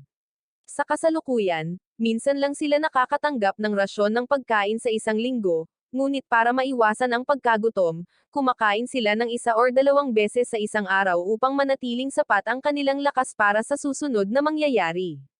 Sa isang hindi inaasahang umaga habang kumakain ng almusal ang Squad 13, nakipag-ugnayan sina Nana at Hakihiro kay Dr. Frank upang malaman kung bakit niya sila pinagbawalan na makipag-ugnayan sa Squad 13 sa nakalipas na buwan. Ngunit tumanggi si Dr. Frank na magbigay ng tiyak na dahilan at sa halip ay sinabihan na lang sila na ituloy ang mga bagay-bagay. Pagkatapos ng almusal, nilapitan ni Michiro si Kakuro sa kanilang hardin ng bulaklak at hiniling dito na tulungan siyang gupitan ang kanyang buhok. Sa una, nagulat si Kakuro nang marinig ang ganitong kahilingan mula sa mayabang na si Michiro. Ngunit nang simulan niyang gupitan ang buhok, nagalit si Michiro at nagsimulang magdalamhati. Simula nang mapagtanto niyang hindi sinasadyang nakalimutan ni Hiro ang kanilang pangako, nawalan siya ng layunin sa buhay at ngayon ay nakaramdam ng kawalan sa loob. Naawa sa kanya si Kakuro, hinikayat siya ni Kakuro na lumago mula sa kanyang hindi pagkakaunawaan, at pinagalitan siya ni Michiro ng matatamis na salita na nagpagalit sa kanya. Habang patuloy na nagsasalita ang walang alam na torpe, kinas ni Kakuro ang talunan na hindi niya malilimutan at tumakbo palayo dahil sa kahihiyan. Pagkalipas ng ilang oras, pagkatapos ng kanilang paglilibang sa hapon, nagpulong ang Squad 13 upang pag-usapan ang mga opsyon na mayroon sila upang patuloy na mabuhay sa kanilang mga dorm. Iminungkahi ni Zuram na sumulat sa kanilang opisyal na namamahala, ang Papa, upang maghanap ng mga tagapag-alaga para sa kanila. Ngunit dahil walang anumang pakikipag-ugnayan mula sa mga nakatataas sa loob ng isang buwan ngayon, nagdududa sila kung makakakuha pa ba sila ng tugon. Pagkatapos din, iminungkahi ni Zero na sila na ang magluto ng sarili nilang pagkain. Ngunit dahil wala silang ideya kung paano magluto, iminungkahi ni Michiro na matuto sila mula sa mga cookbook sa library. Dahil nasiyahan sa planong ito, ang buong pangkat ay kumuha ng ilang cookbook mula sa library, na kanilang binabasa, at pagkatapos ay ginugol ang natitirang bahagi ng kanilang gabi sa pangingisda, paggawa ng tinapay, at pagluluto ng masasarap na salad para sa isang malaking piging. Di nagtagal pagkatapos nilang lutuin ang kanilang hapunan, lahat sila ay naupo sa labas at nasiyahan sa kanilang masarap na piging at kaligayahan.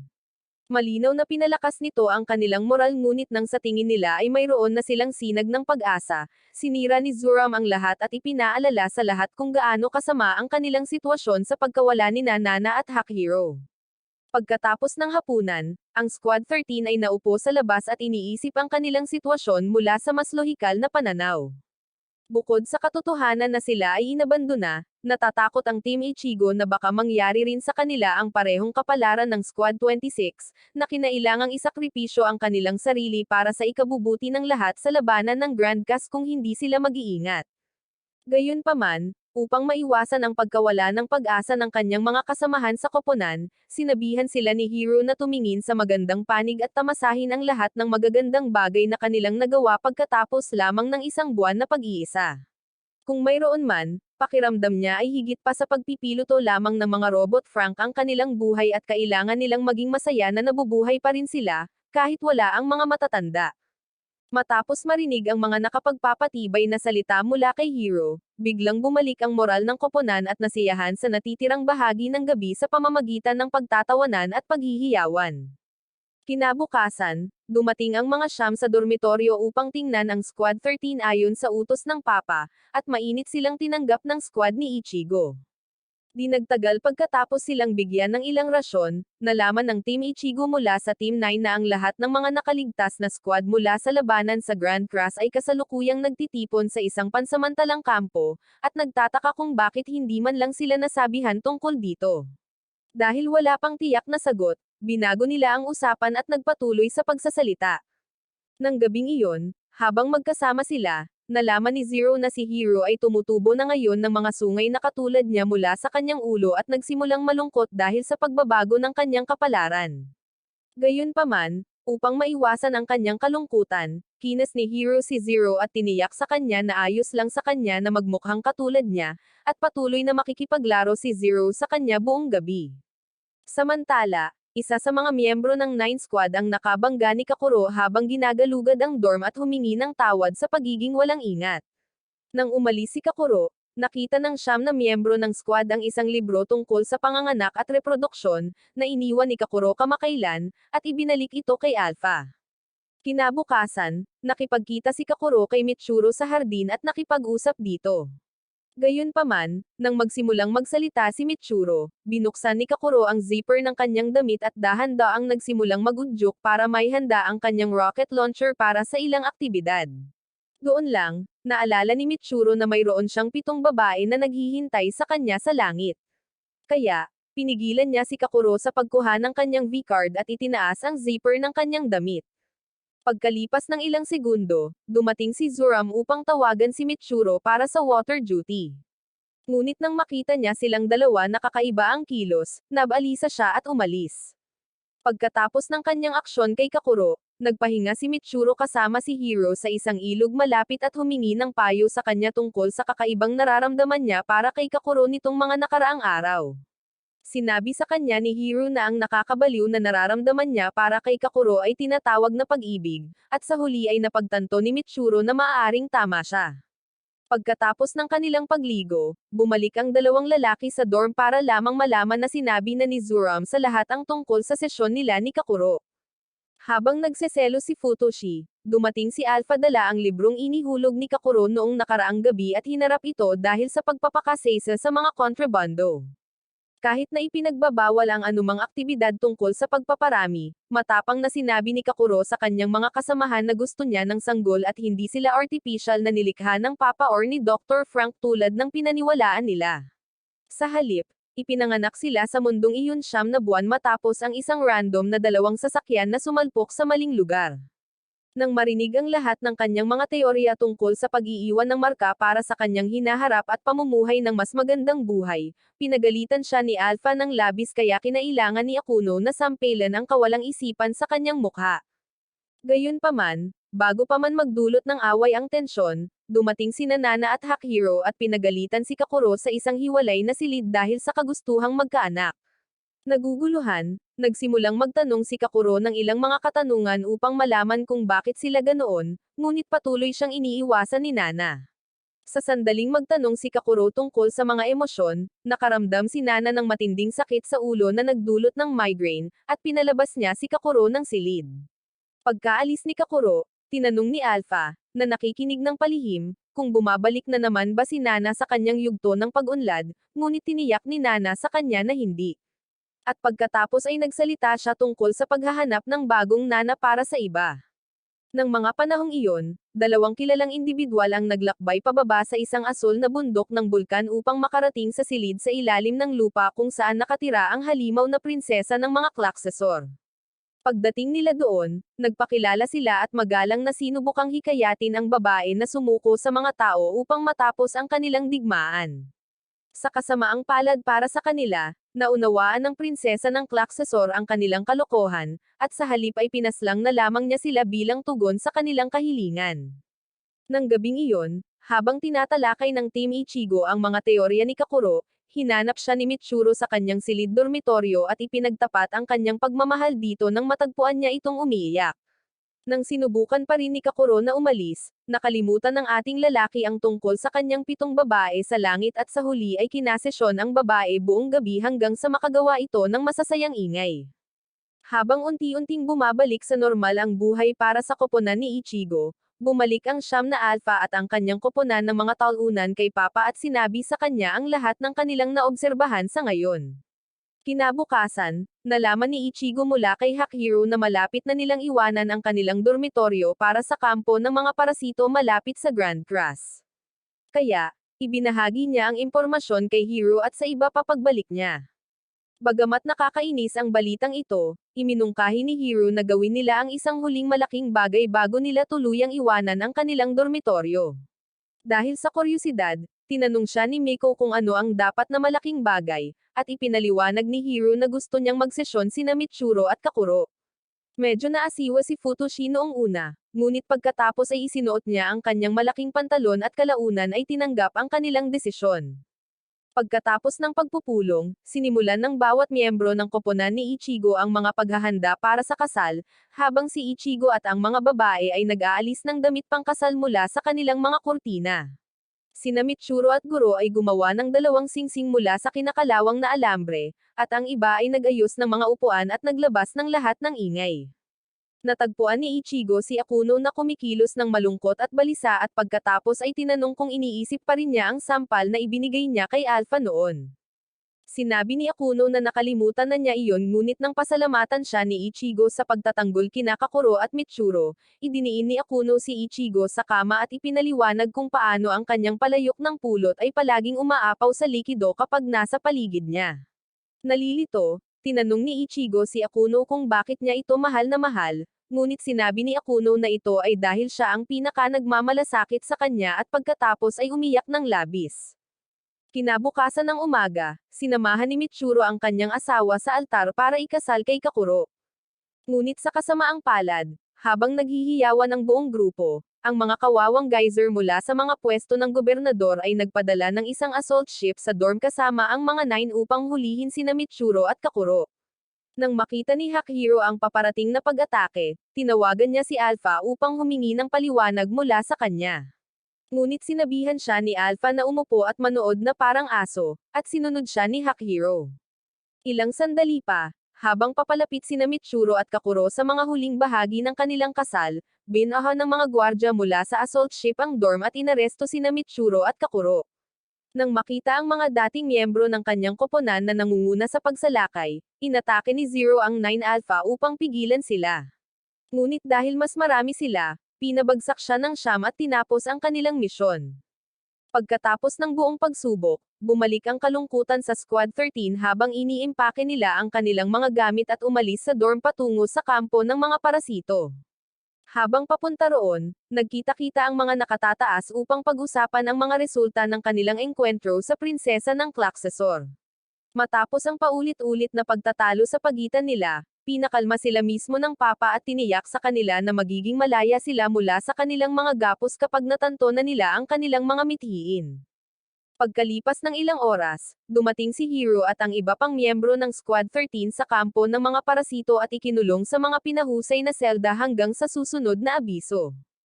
Hindi nagtagal, ibinalik sa kanila ng 2 gwardya sina Mitsuru at Kakuro. Ngunit nang sinubukan ng squad na kausapin sila tungkol sa kanilang kasal, nagtanong sina Kakuro at Mitsuru na parang wala silang maalala tungkol sa kanilang kasal. Nang makita ito, ginawa ni Hiro at ng iba pa ang kanilang makakaya upang ipaalala sa kanila ang mga magagandang bagay na ginawa nila noong nakaraang araw, kabilang ang kanilang mga sesyon ng pag-iisip. Ngunit nang wala pa ring maalala sina Kakuro at Mitsuru, agad na napagtanto ni Zero na nabura na ang kanilang mga alaala. Pagkalipas ng ilang sandali, habang iniisip ng Squad 13 ang kanilang susunod na hakbang, nakatulog si Dr. Frank pagkatapos ng isang matinding pagpupulong at naalala kung paano ang kanyang buhay bago nagkagulo ang mga bagay-bagay. Noong taong 2025, ang batang si Frank ay nagtrabaho bilang isang mahusay na siyentipiko sa isang unibersidad hanggang isang araw, tinawagan siya ng chancellor at ipinaalam ang tungkol sa isang appointment sa trabaho mula sa isang baguhang grupo ng mga misteryosong siyentipiko na nagngangalang Ape. Noong una, ayaw tanggapin ni Frank ang trabaho, ngunit nang sabihin sa kanya ng chancellor na tinanggap na niya ang appointment letter, napagtanto ni Frank na na-mess up siya. Para sa ilang backstory, isiniwalat na ang Ape ay nakahukay ng enerhiya ng magma mula sa mga reserbang nasa ilalim ng lupa na mas malalim kaysa sa nahukay ng tao gamit ang revolusyonaryong teknolohiya sa pagmimina, at dahan daw ang ipinakilala ang mahusay na pinagmumulan ng enerhiya sa mundo. Sa panahong iyon, nakilala ni Frank ang isang kapwa mahusay na siyentipiko na kanyang pinakamalaking tagahanga, si Melissa, at nakilala niya ito nang mapagtanto niya kung sino talaga siya. Pagkatapos, nakipagkita siya sa mga ehekutibo ng Ape at sinubukan hikayatin silang huwag siyang kunin. Ngunit sa kasamaang palad, hindi nila siya pinayagan dahil kailangan nila siyang buksan ang mga sikreto sa immortalidad gamit ang enerhiya ng magma. Sa sumunod na 5 taon, walang pagod na nagtrabaho sina Frank at Melissa hanggang sa nabuksan nila ang immortalidad gamit ang enerhiya ng magma at matagumpay na nagawa ang unang immortal na tao.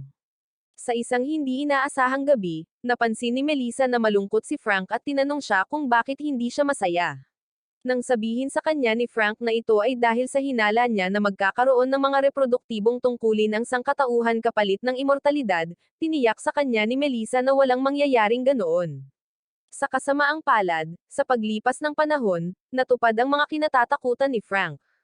Ngunit kahit na ganoon, maraming tao ang pumili ng opsyon na maging immortal.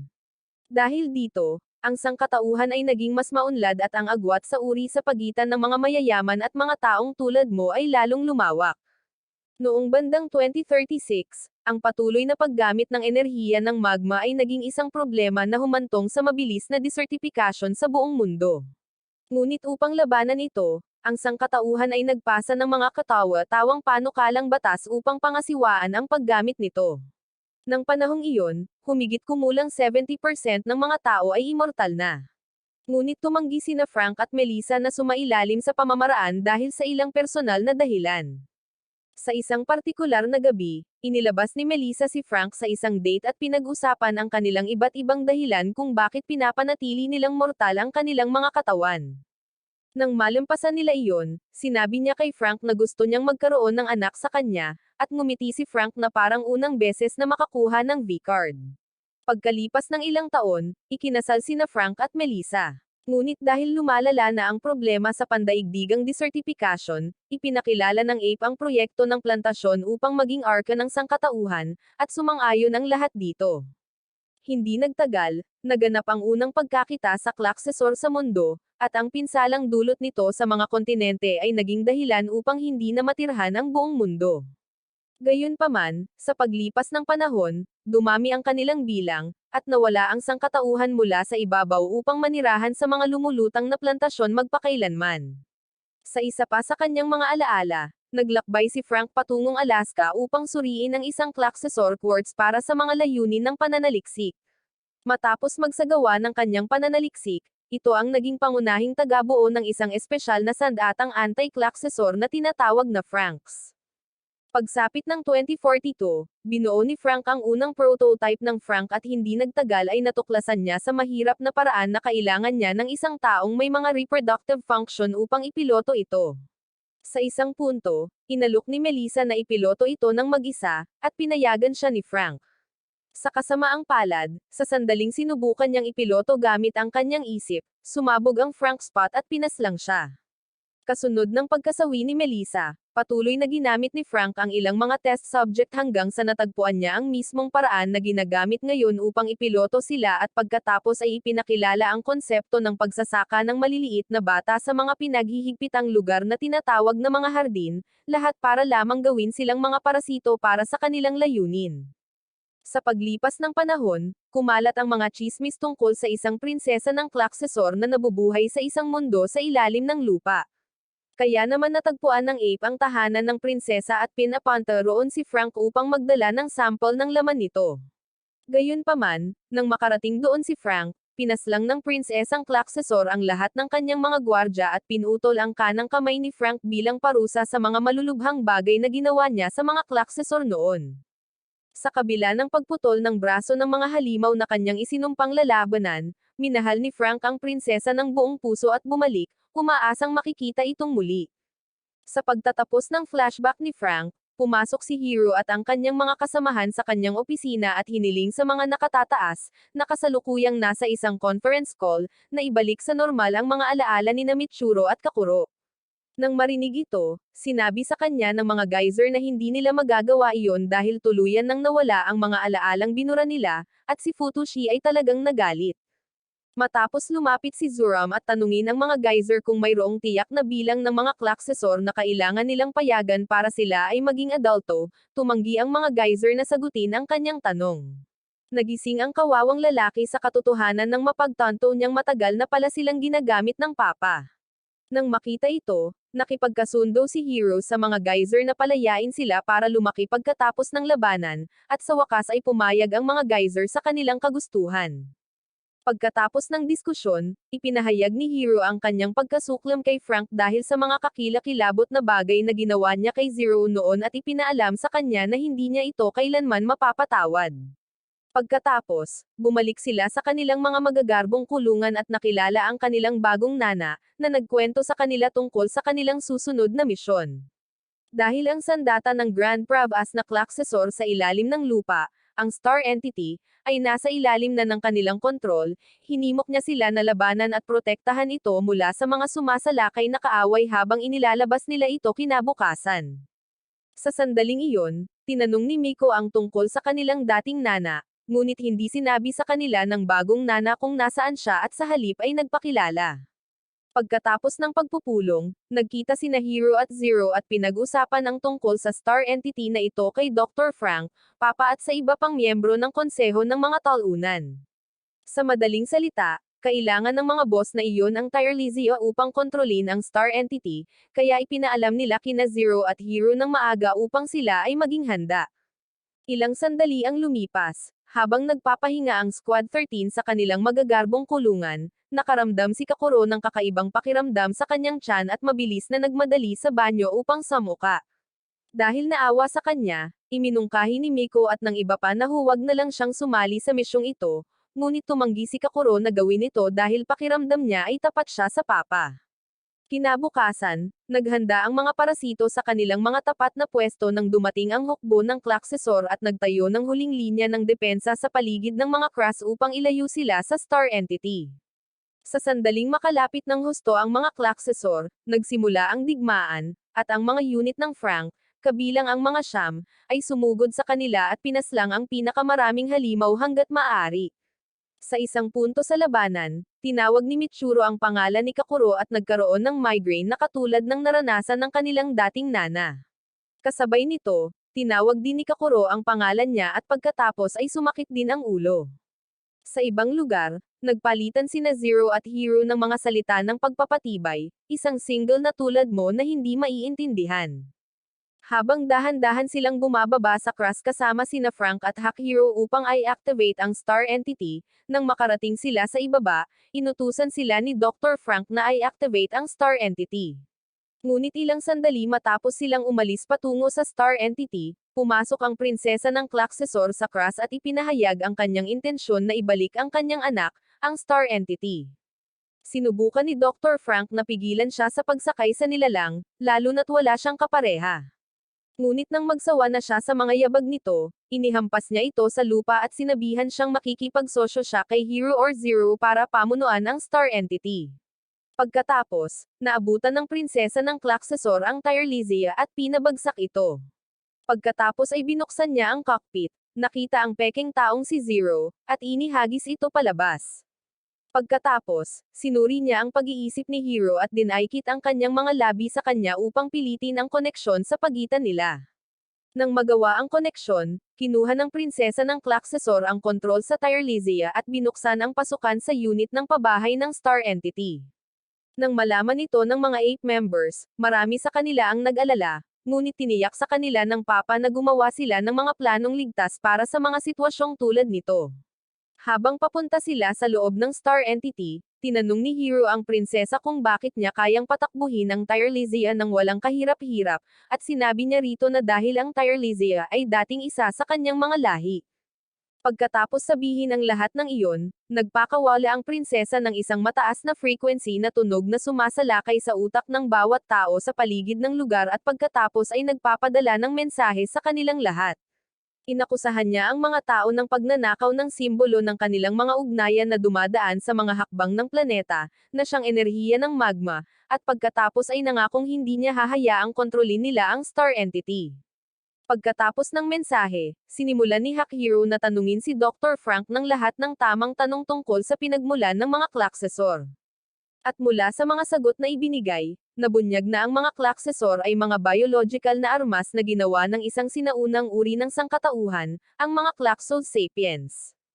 Nang pag-aralan ang mga pamamaraan na ginamit upang patakbuhin ang mga armas na Klaxesor na ito, inamin ni Dr. Frank kay Hack Hero at sa lahat ng iba pa na kinopya niya ang sistema ng mga lalaking babaeng magka-partner at ginamit ito upang maperpekto ang mga Franks robot. Habang unti-unting natatanto ng Squad 13 ang katotohanan sa likod ng lahat, sa wakas ay narating ng prinsesa ng Klaxesor ang loob ng Star Entity at sinimulan ang proseso ng paggising. Nang mapagtanto nilang nawala na ang kanilang tanging pagkakataon na makuha ang Star Entity, nagpa siya ang Papa at ang iba pang mga opisyal ng Ape na sirain ng buo ang planeta at bumalik sa kanilang mga orihinal na tungkulin. Gayunpaman, habang papalapit ang kanilang mga intergalactic warship sa daigdig, pinaandar ng prinsesa ng Klaxesor ang mga surface-to-air Klaxesor cannon na mayroon ang Star Entity at nagpaputok ng ilang missile sa kalawakan upang sirain ang mga warship. Hindi nagtagal, isang digmaang intergalactic sa pagitan ng mga alien at Klaxesor ang sumiklab, at ang Team Ichigo ay naiwan na naguguluhan at gulat dahil hindi nila alam kung ano ang nangyayari sa kakatwang nilalang. Di nagtagal, ang Star Entity ay lumabas mula sa daanan, at halos mabaliw si Dr. Frank sa tuwa nang makita niya kung gaano ito kaganda. Doon din, isang grupo ng mga alien invaders, na kilala rin bilang Verm, ang nagpadala ng kanilang mga minions sa Earth upang sirain ang Star Entity. Ngunit ang prinsesa ng Klaxesor ay patuloy na lumalaban sa kanila upang protektahan ang Earth. Sa isang punto, nang inakala ng prinsesa na isa siya rito, pinaganya ng Papa ang isang mekanismo sa kanyang utak at dahan-daang sinimulang sakupin ang kanyang katawan. Habang nananatiling nalilito ang iba, ang Papa at ang isa pang Ape member ay nagpakilalang mga alien mula sa isang malayong planeta na nagprograma sa bituin na sumabog kung sakaling maging kasing hirap ng sitwasyon ngayon. Kung mangyari ang pagsabog, tiniyak ng Papa sa mga tao na sila ay mabubura at dadalhin sa walang hanggang paraiso. Ngunit para sa kanila, sila ay hihigupin lahat at magiging mas malakas. Matapos sabihin ang lahat ng iyon, sina Papa at ang kanyang kapareha ay nagiba sa kanilang tunay na anyo at nagsimulang sumipsip ng diwa ng karamihan sa mga tao sa mundo. Habang unti-unting nilalamon ng Verm sina Hero at ang prinsesa ng Klaxesor, ikinonekta ni Hero ang kanyang sarili sa Star Entity sa pamamagitan ng paghawak sa mga sungay ng prinsesa ng Klaxesor at pagbili ng sangkatauhan isang oras pa bago ang kapahamak na pagsabog. Sa panahong ito, ginawa ni Dr. Frank ang kanyang makakaya upang pigilan ang pagsabog, ngunit kalaunan ay napagtanto rin niya kung gaano kawalang kakayahan ang sangkatauhan. Dahil sa kaunting oras na natitira, patuloy na pinipigil ng Team Ichigo ang kalaban habang naghihintay sila ng mga bagong utos mula sa itaas. Nang hindi dumating ang mga utos, naging mapilit ang Team Ichigo at nagpas siyang makita mismo ang katotohanan sa loob ng Grand Cross. Samantala, pinilit ni Hero ang prinsesa ng Klaxesor na ibunyag ang katotohanan. At sinimulan ng prinsesa sa pamamagitan ng pagsasabi sa kanya na siya lamang ang nakaligtas sa isang maunlad na sibilisasyon. Ang mga Klaxos sapiens na ito ay nanirahan sa mundo 60 milyong taon na ang nakalilipas. Isang araw, isang organismong mahilig sa grupo at walang pisikal na katawan, ang Verm, ang dumating sa daigdig at hiniling sa mga Klaxos sapiens na itapon ang kanilang mga katawan at sumama sa kanila. Nang tumanggi ang mga Klaxos sapiens, sumiklab ang isang digmaan na ilang siglo na ang nakalipas, at napilitan ang mga Klaxos sapiens na mag-evolve bilang mga biological weapon, na ngayon ay tinatawag na Klaxosaurs. Sa kasamaang palad, nang matapos ang digmaan, ang mga peklat ng digmaan ay nagdulot sa mga Klaxos na hindi makapag-anak. Gayunpaman, alam ng mga Klaxos na babalik ang worm sa daigdig sa hinaharap. Kaya, sila ay nagtago sa ilalim ng lupa, naging enerhiya ng magma, at nakipagtulungan sa mas malakas na mga Klaxos sa loob ng milyon-milyong taon upang likhain ang kilalang star entity. Sa pagtatapos ng flashback, isiniwalat ni Dr. Frank kay Zero na siya ang clone na nilikha niya mula sa mga selula ng prinsesa upang patakbuhin ang star entity para sa sangkatauhan, at lumikha rin siya ng ilang iba pang clone, na ngayon ay kilala bilang Nines, mula sa mga selula nito. Nang marinig ito, tumayo si Zero at inihanda ang sarili para makarating sa star entity upang mabawi niya ang kanyang minamahal nang binalaan siya ni Dr. Frank tungkol sa mga bitag na inilagay doon. Sinabi sa kanya ni Zero na wala siyang pakialam at naglakad palabas ng opisina. Doon din, natagpuan ni Ichigo at ng iba pang miyembro ng Squad 13 ang daan patungo sa Crass at lumipad sina Zero at Dr. Frank at muling nagsama kay Zero. Pagkatapos, binigyan nila ng impormasyon ang isa't isa tungkol sa kasalukuyang sitwasyon at lumipad ng mabilis hanggat maaari patungo sa star entity. Sa kasamaang palad, bago pa sila makarating doon, nahuli sila ng mga mananakop sa isang dead end sa pag-atake upang maiwasan ang pagkawala ng paningin sa kanilang layunin. Nawala ang kulay ng buhok ni Akuno nang magpaputok siya ng butas sa pader sa likuran nila at magbantay kasama ang iba pa upang labanan ang mga mananakop, habang sina Ichigo at Guro ay dinala sina Zero at Dr. Frank sa star entity. Nang mga panahong iyon, isang makabagong eroplano na binyansagang ringhari ang biglang gumana sa pantalan at lumipad palabas ng daigdig. Nang sa wakas ay makarating sina Ichigo at Guro sa pasukan ng loob ng star entity, ibinaba nila si Zero at umalis si Dr. Frank mula roon at nagpatuloy sa pakikipaglaban sa lahat ng alien invaders. Pagkatapos nito, isinakripisyo ni Dr. Frank ang kanyang prosthetic arm, na kilalang naglalaman ng mga selula ng prinsesa, at kalaunan ay binuksan ang pasukan sa loob ng star entity. Pagkatapos ay sumakay si Zero sa Klaxosor Dragon ng prinsesa at sinakyan ito hanggang sa makarating siya sa loob. Pagdating doon, pinilit niyang pumasok sa cockpit ng star entity at muntik nang bumagsak nang makita niya si Hiro na walang malay at nakulong sa loob ng kakon ng worm. Doon, lumipas ang panahon na inilaan ni Hiro sa daigdig at nagsimula ang malawakang pagsabog. Ayaw pa ring sumuko, tinanggal ni Zero ang lahat ng kanyang mga limitasyon, pinatubo ang kanyang mga sungay, at kinas si Hiro para muling makasama niya ito sa kabilang buhay. Sa oras na ito, napansin ng prinsesa ng Klaxosor, na nasa tabi rin nila, kung gaano sila nagmamahalan. Kaya, nagpasya siyang ibigay sa kanila ang ilan sa kanyang kapangyarihan at tingnan kung may mangyayaring himala. Pagkatapos ikis si Hiro, nagpakita si Zero sa isang alternatibong dimensyon at niyakap ang kanyang kasintahan sa ilalim ng isang puno ng Sakura.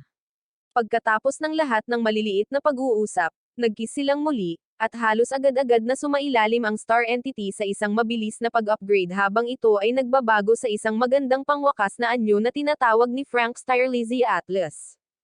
Ngayon sa huling anyo nito, ang na-upgrade na star entity na pinapatakbo ni na Hiro at Zero ay sinira ang lahat ng mga ship na pandigma ng worm sa isang huling atake, at matagumpay na nagawang pilitin ang mga vanguard ng worm na umatras. Habang ang worm ay umatras, si Dr. Frank ay nadurog sa pulang mashed potatoes, at si Zero ay nawalan ng mga sungay at bumagsak sa mga bisig ni Hiro. Ilang linggo pagkatapos ng labanan, bumalik sa bagong normal ang buhay para sa mga nakaligtas. Umalis ang prinsesa ng Klaxosor at ang kanyang hukbo sa daigdig kasama ang Tirelizia Apas upang labanan ang Worm Space, at ang Team Ichigo ay na-stranded sa daigdig na walang mga Franks na pipilutuhin or kaaway na dapat talunin.